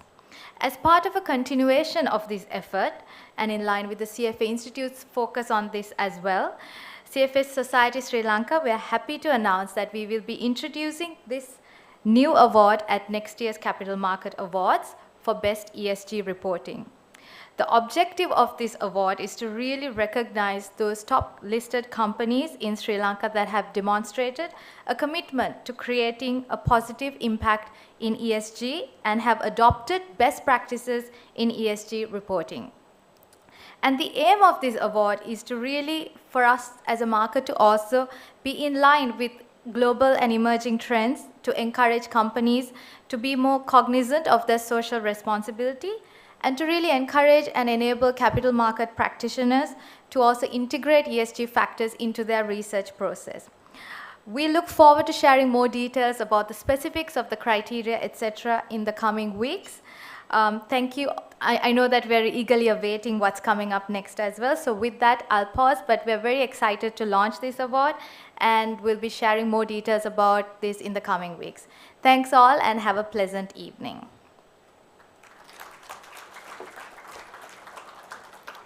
Thank you very much, Ms. Rashmi, for sharing with us the criteria for the Best ESG Reporting Award, which will be presented from the next year's award ceremony. Now, ladies and gentlemen, before we head into the awards presentation, we would like to once again take this opportunity to appreciate our sponsors for providing us with the resources to bring this event to life. Our sponsors are right there on screen. Our platinum sponsor, Colombo Stock Exchange; silver sponsor, Equity Partners, CAL, First Capital, NDB Capital Holdings, Senfin, and Userbase Sri Lanka. We have our knowledge partner, Equity Knowledge Partners, print media partners, Daily FT, Daily Mirror, Sunday Times, and our text messaging partner is Textware. So a big thank you to our sponsors yet again. And with that, ladies and gentlemen, we have now come to the highlight of our ceremony here this evening, the awards presentation, where we recognize the significant achievements of our capital market participants across 5 different categories. So on that note, we are thrilled to begin with the presentation of awards this evening. We will begin with the Best Investor Relations Award. This award focuses on encouraging best practices in investor relations by recognizing companies that practice active investor relations to communicate interactively with the investor community. Before we reveal this year's winners, let's take a look at a message from last year's Gold Award winner for Best Investor Relations Award, and that is Sunshine Holdings PLC. We'll take a look at this message. CFA Sri Lanka has been in the forefront of promoting global best practices in capital markets in Sri Lanka, and I think the Capital Market Awards in that sense has been a key tool which they use to achieve this objective. Sunshine has been part of the awards since 2015, winning multiple awards for different things, and we were also very humbled by the fact that we won Gold Award in 2021, which was last year. I would like to thank CFA Institute for recognizing the role of investor relations in listed entities, especially as part of a key contributor to generating trust and confidence among all participants in the capital markets, whether it may be analysts, retailers, and funds. Also, I think we are happy to see that the awards continuing this year, and we will be participating and hoping to raise the bar even further. I would like to wish CFA Sri Lanka the best for this upcoming event. All right, so that was last year's Gold Award winner for Best Investor Relations, and that is Sunshine Holdings PLC.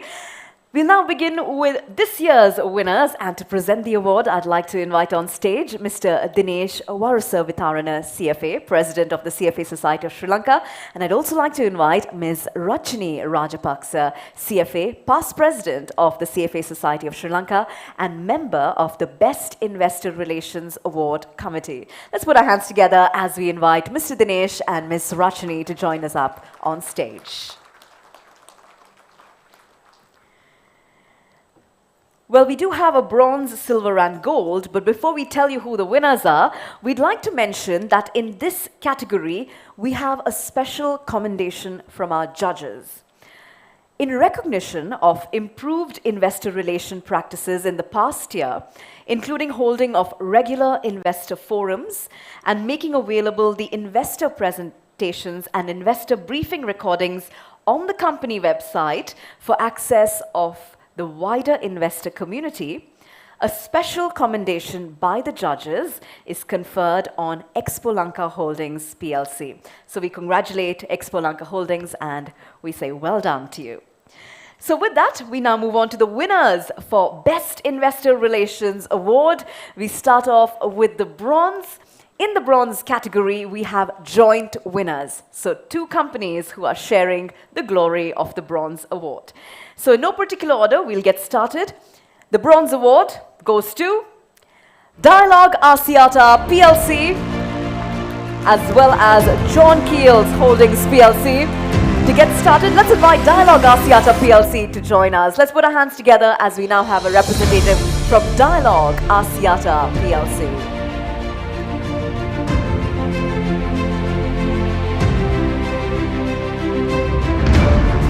All right, I sense that we do not have anybody here from Dialog Axiata PLC, so we congratulate them. We move on to the other joint bronze award winner, John Keels Holdings PLC. Let's have a representative join us up. John Keels Holdings. Yes, we do have a representative. A loud round of applause, ladies and gentlemen. The first award winner for this evening.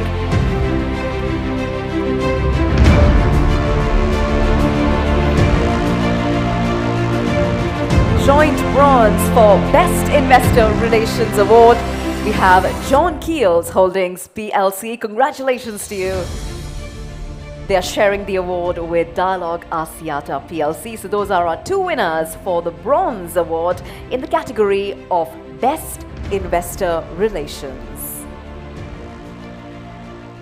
Congratulations once again to John Keels Holdings PLC. Well, time now to reveal the silver award winner, and the silver goes to National Development Bank PLC. Put your hands together for NDB Bank.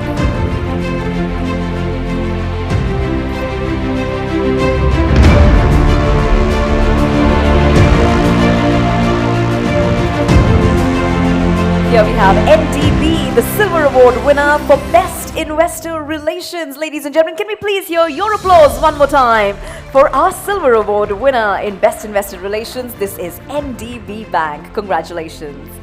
And now, ladies and gentlemen, gold award winner, the big one in this category of Best Investor Relations. And the gold goes to Sunshine Holdings PLC. Congratulations to you.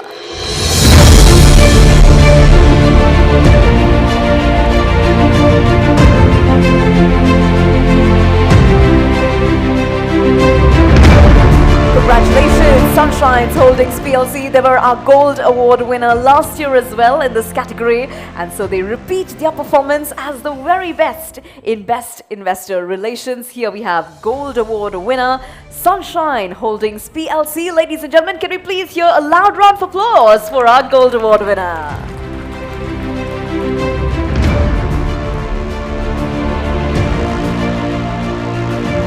Congratulations to you. And on that note, thank you very much to Ms. Rachni for joining us. Mr. Dinesh, you can please stay on.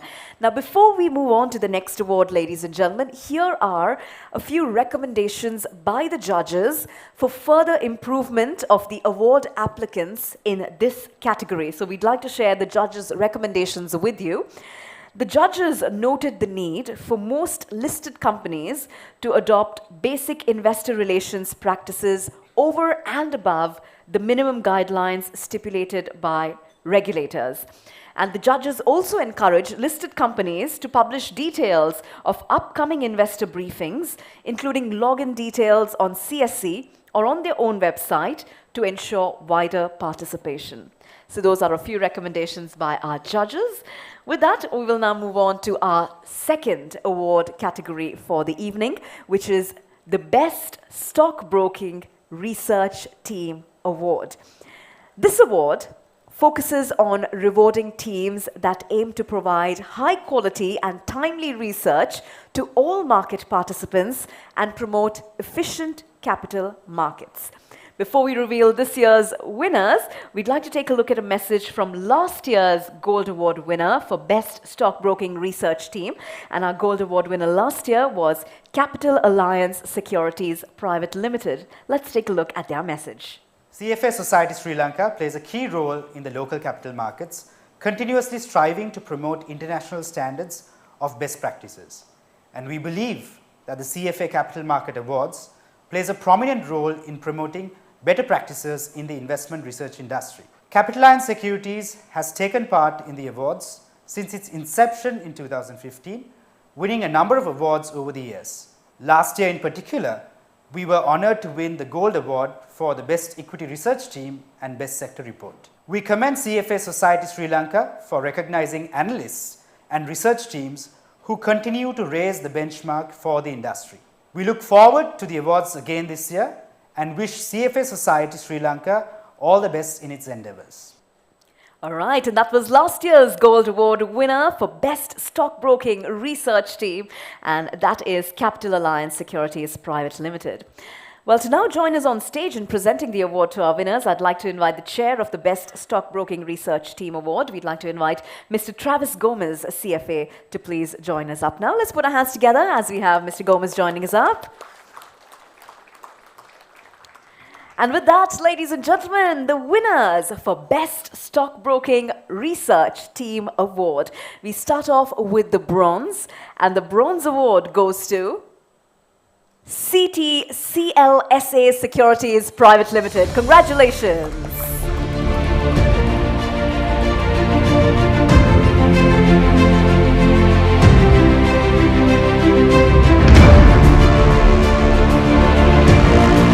Congratulations to you. We have CTCLSA Securities Private Limited joining us up on stage. This is the team that has won the Bronze Award in the category of Best Stockbroking Research Team. So congratulations to the team on stage. We have an opportunity now for a group photograph with our officials as well. Ladies and gentlemen, this is the Bronze Award winner. Can we please hear your applause for CTCLSA Securities Private Limited? Congratulations to the team. On that note, we move on now to silver. And our silver award for Best Stockbroking Research Team goes to Asia Securities Private Limited. Congratulations, Asia Securities.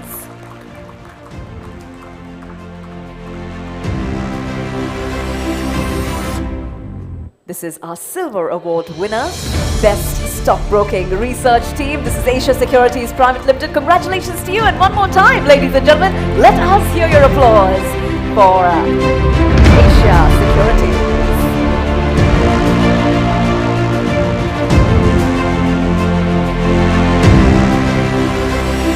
Congratulations. And with that, we now move on to the Gold Award, ladies and gentlemen, the big award in this category. The Best Stockbroking Research Team is Capital Alliance Securities Private Limited. Congratulations, you have done it again. We invite you now to join us up and receive your award.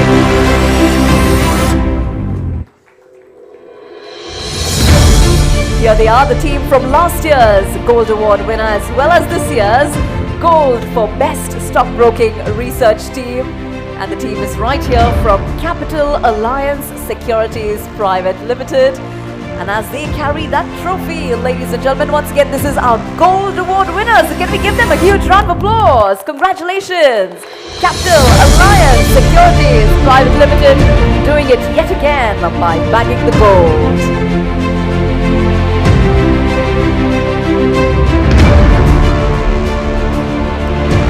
Congratulations to our winners, and thank you very much to Travis for joining us on stage. I, of course, request Dinesh to please remain. And once again, before we move on to the next award, we have some recommendations by the judges for further improvement of award applicants in this category. So the recommendations are right there. Now, the judges noted the need for applicants to clearly define core coverage and maintain adequate regular research on core coverage. The judges also noted the need for applicants to issue sell recommendation reports when suitable. So there are just a couple of pointers from the recommendations right there. So hopefully that helps you the next time around. With that, we now move on to our third award category, ladies and gentlemen. This is Best Unit Trust Fund Award. This award focuses on recognizing and rewarding fund management companies that place unit holders' interest first, provide adequate disclosures to existing and prospective unit holders to make an informed decision, as well as adopt stringent risk management and compliance practices and implement other best practices in asset management. Before we reveal this year's winner, we have a message from last year's Gold Award winner for Best Unit Trust Fund, and that is JB Vantage Equity Fund. Let's take a look at their message. Continue to be a strong advocate of corporate governance and industry best practices, helping shape the Sri Lankan capital markets over the years. And in that journey, the CFA Capital Market Awards has played a key role. JB Vantage has participated in the awards since 2016 and is a 3-time Gold Award winner of the Best Unit Trust Award category. Apart from generating sound returns, JB Vantage also believes in adhering to high levels of disclosure standards, corporate governance practices, and compliance processes, and commends CFA Sri Lanka for taking the initiative to recognize those who are focused on furthering industry standards in our capital markets. We are excited to see the awards back again this year and hope CFA Sri Lanka continues to carry out its good work in the years to come. All right, so that was last year's Gold Award winner for Best Unit Trust Fund, and that is JB Vantage Equity Fund. To now join us on stage in presenting this year's awards, I'd like to invite Ms. Ruvini Fernando, Chair of the Best Unit Trust Fund Award. Let's put our hands together as Ms. Ruvini joins us up on stage. Now this year for Best Unit Trust Fund, we have a silver and we have a gold. So let's get started with a silver for Best Unit Trust Fund. The silver goes to JB Vantage Short-Term Gilt Fund. Let's put our hands together for them.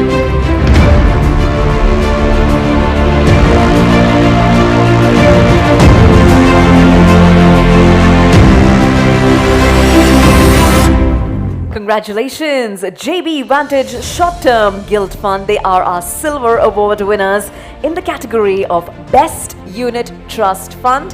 Here we have the team being presented with their Silver Award.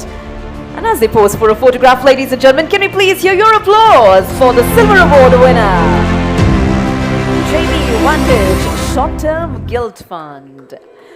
Congratulations to you. And now, ladies and gentlemen, time to reveal our Gold Award winner. The gold for Best Unit Trust Fund goes to Senfin Money Market Fund. Congratulations.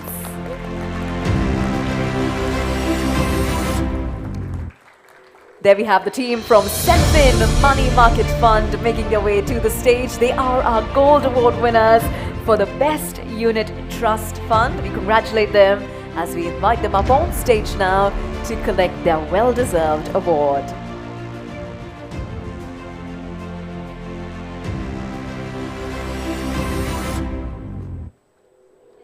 All right, ladies and gentlemen, one more time. This is our Gold Award winner, Senfin Money Market Fund. Let's hear a huge round of applause as we congratulate them for this accolade.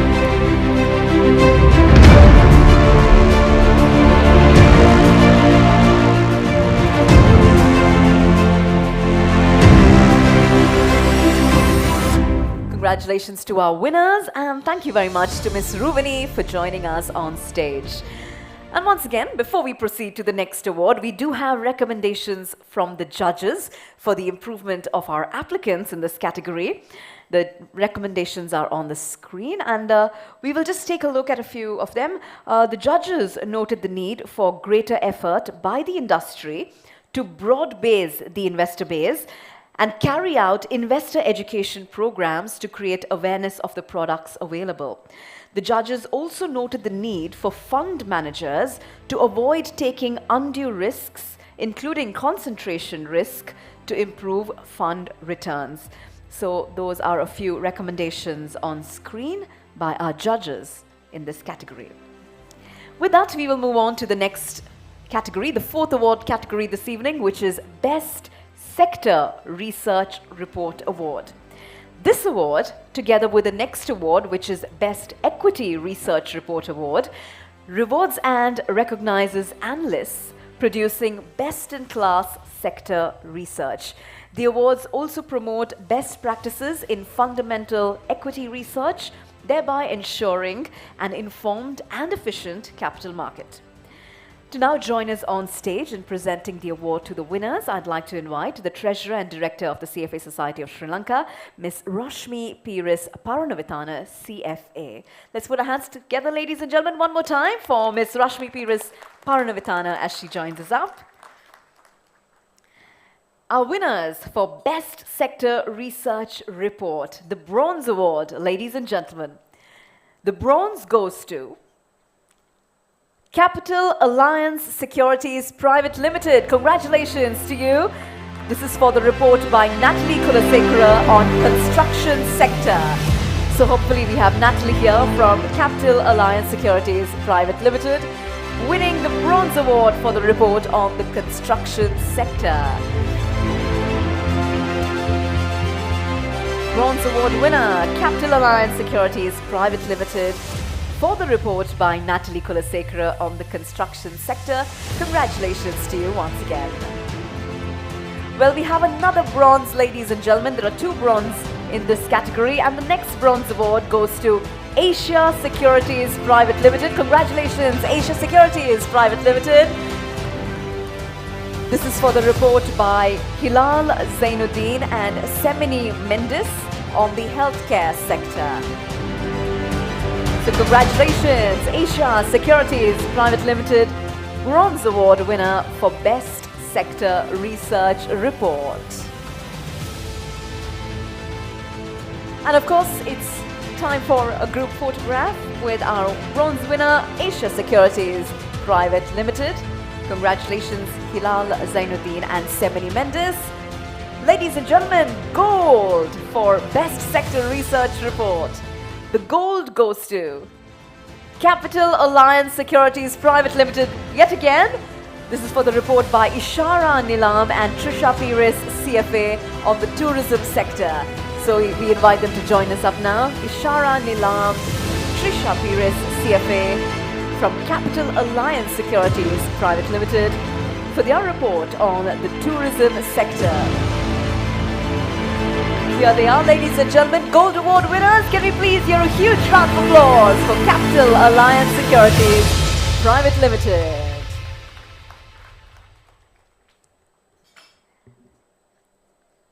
Capital Alliance Securities Private Limited, the two lovely ladies on stage are Ishara Nilam and Trisha Peiris, CFA, and they win the gold for their report on the tourism sector. So congratulations to our Gold Award winners, Capital Alliance Securities Private Limited. Well, with that, we'd like to invite both of you to please remain on stage. But before we move on to the next award category, ladies and gentlemen, once again, we do have recommendations by the judges for improvement in this area. So the judges noted the need for applicants to link solid empirical evidence to the overarching investment thesis and to the top stock picks. The judges also noted the need for detailed comparative valuation and financial metrics. So those are a few recommendations by our judges. And now, ladies and gentlemen, it's time for the final category. This is the Best Equity Research Report Award. Before we reveal this year's winners, we have a message from last year's Gold Award winner for Best Equity Research Report, and this is SoftLogic Stockbrokers. So let's take a look at this message. So as part of the investment research industry, we have seen the CFA Society playing a major role in promoting international standards of best practices in local capital markets. and conducting capital markets awards is a key part of that role. And SoftLogic stockbrokers have participated in this event since inception, and particularly last year we were honored to win the Gold Award for the Best Equity Research Report.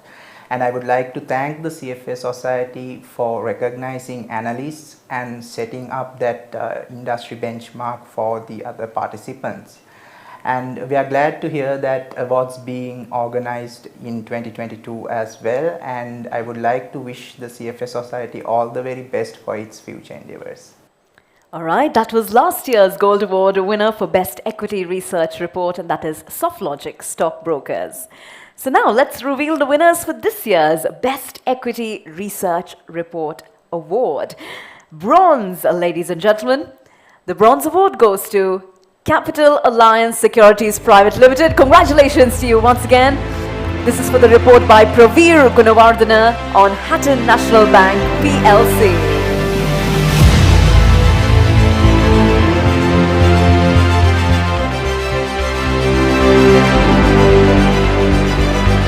Congratulations, Capital Alliance Securities. The report by Praveer Gunawardena on Hatton National Bank PLC wins the bronze for Best Equity Research Report. So we congratulate both Praveer as well as Capital Alliance Securities. And now, ladies and gentlemen, the silver award in this category. The silver goes to Capital Alliance Securities yet again, this time for the report by Nilakshi Dimel on Allumex PLC. Congratulations, Capital Alliance Securities and Nilakshi Dimel.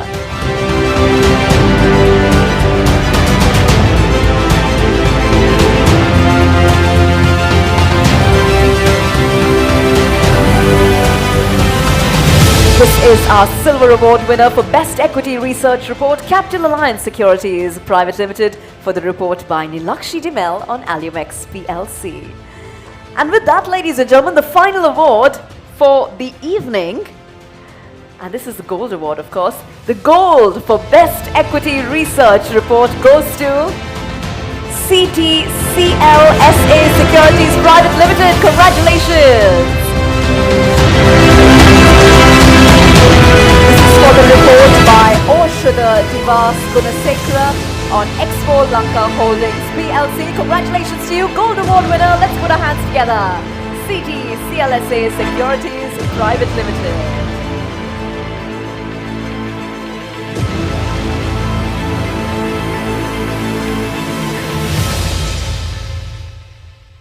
So there we have it. That is our Gold Award winner for Best Equity Research Report. Congratulations once again to CTCLSA Securities Private Limited. This is Oshada Divas Gunasekara, and that was for his report, Expo Lanka Holdings PLC. So on that note, congratulations to our winners, and thank you very much to both Dinesh and Rashmi for joining us on stage. Let's put our hands together, ladies and gentlemen, for the award winners as well as the presentation party. Now, of course, before we proceed, we do have recommendations, and I believe the recommendations will come up on screen.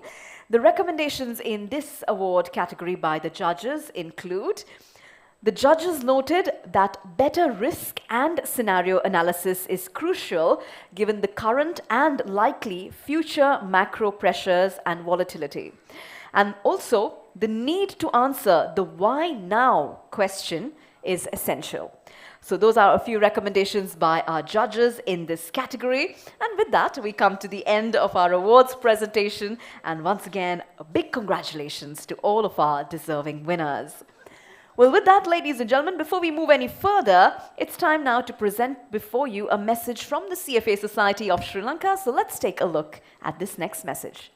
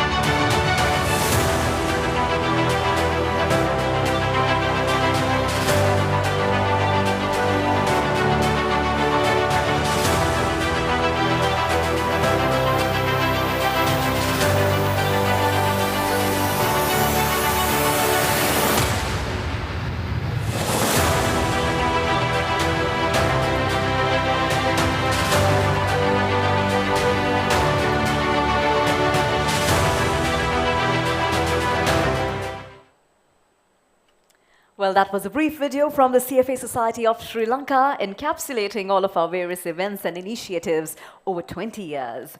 Well, with that, ladies and gentlemen, we have almost come to the end of our formal proceedings. But before we wrap up, let's remember that this event has come together thanks to the time and talent and effort and hard work of several contributors.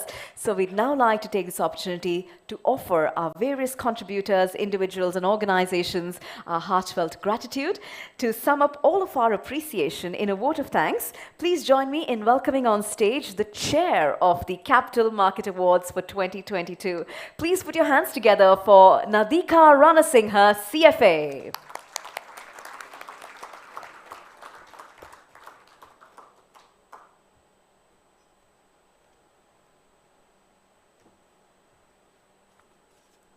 Good evening, everyone. So I would like to start off by thanking all of you for joining us today, despite all the hardships in getting here. Thank you very much for that. I would like to thank our special guest tonight, Mr. Dilshan Wirasekara, Chairman of Colombo Stock Exchange, and all other distinguished invitees. My heartfelt thanks goes out to our keynote speaker tonight, Gabriela Cruz, for graciously accepting our invite and for sharing valuable insights with our participants. I would like to also thank our moderator this evening, Travis Gomez, for conducting a very interesting session. I also take this opportunity to congratulate all the winners this evening, and I want to also thank all those who participated in this time's event from the industry for their strong commitment towards maintaining the highest standards in these unprecedented times. I hope the participants will incorporate the feedback provided by judges and continue to raise the standards of excellence. My heartfelt gratitude goes out to our panel of judges who have worked tirelessly to evaluate and select the best among peers despite travel restrictions, power cuts, and numerous other challenges. The judges in each award category include both CFA charter holders and industry experts, and the society highly value their commitment and support.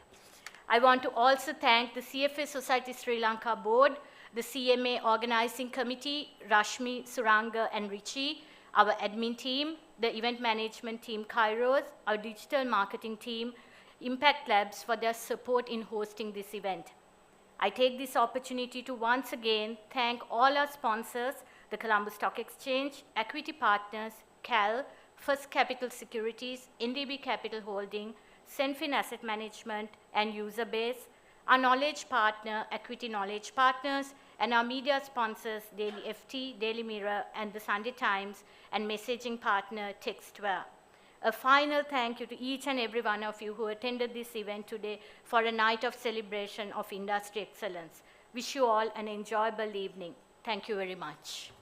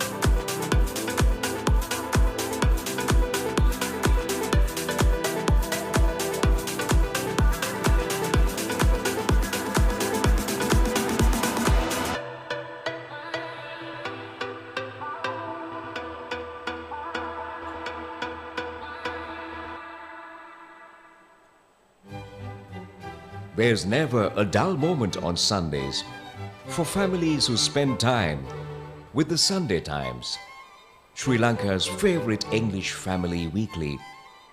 With unbiased news, expert financial reviews, top-flight career openings, and informative entertaining features for all ages.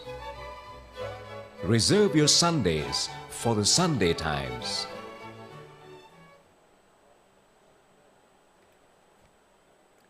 Well, ladies and gentlemen, those were our print media partners, Daily FT, Daily Mirror and Sunday Times of Vijaya Newspapers. And of course, I also thank Nadika for those very warm words of appreciation extended to everybody involved in ensuring that we have a very noteworthy event today.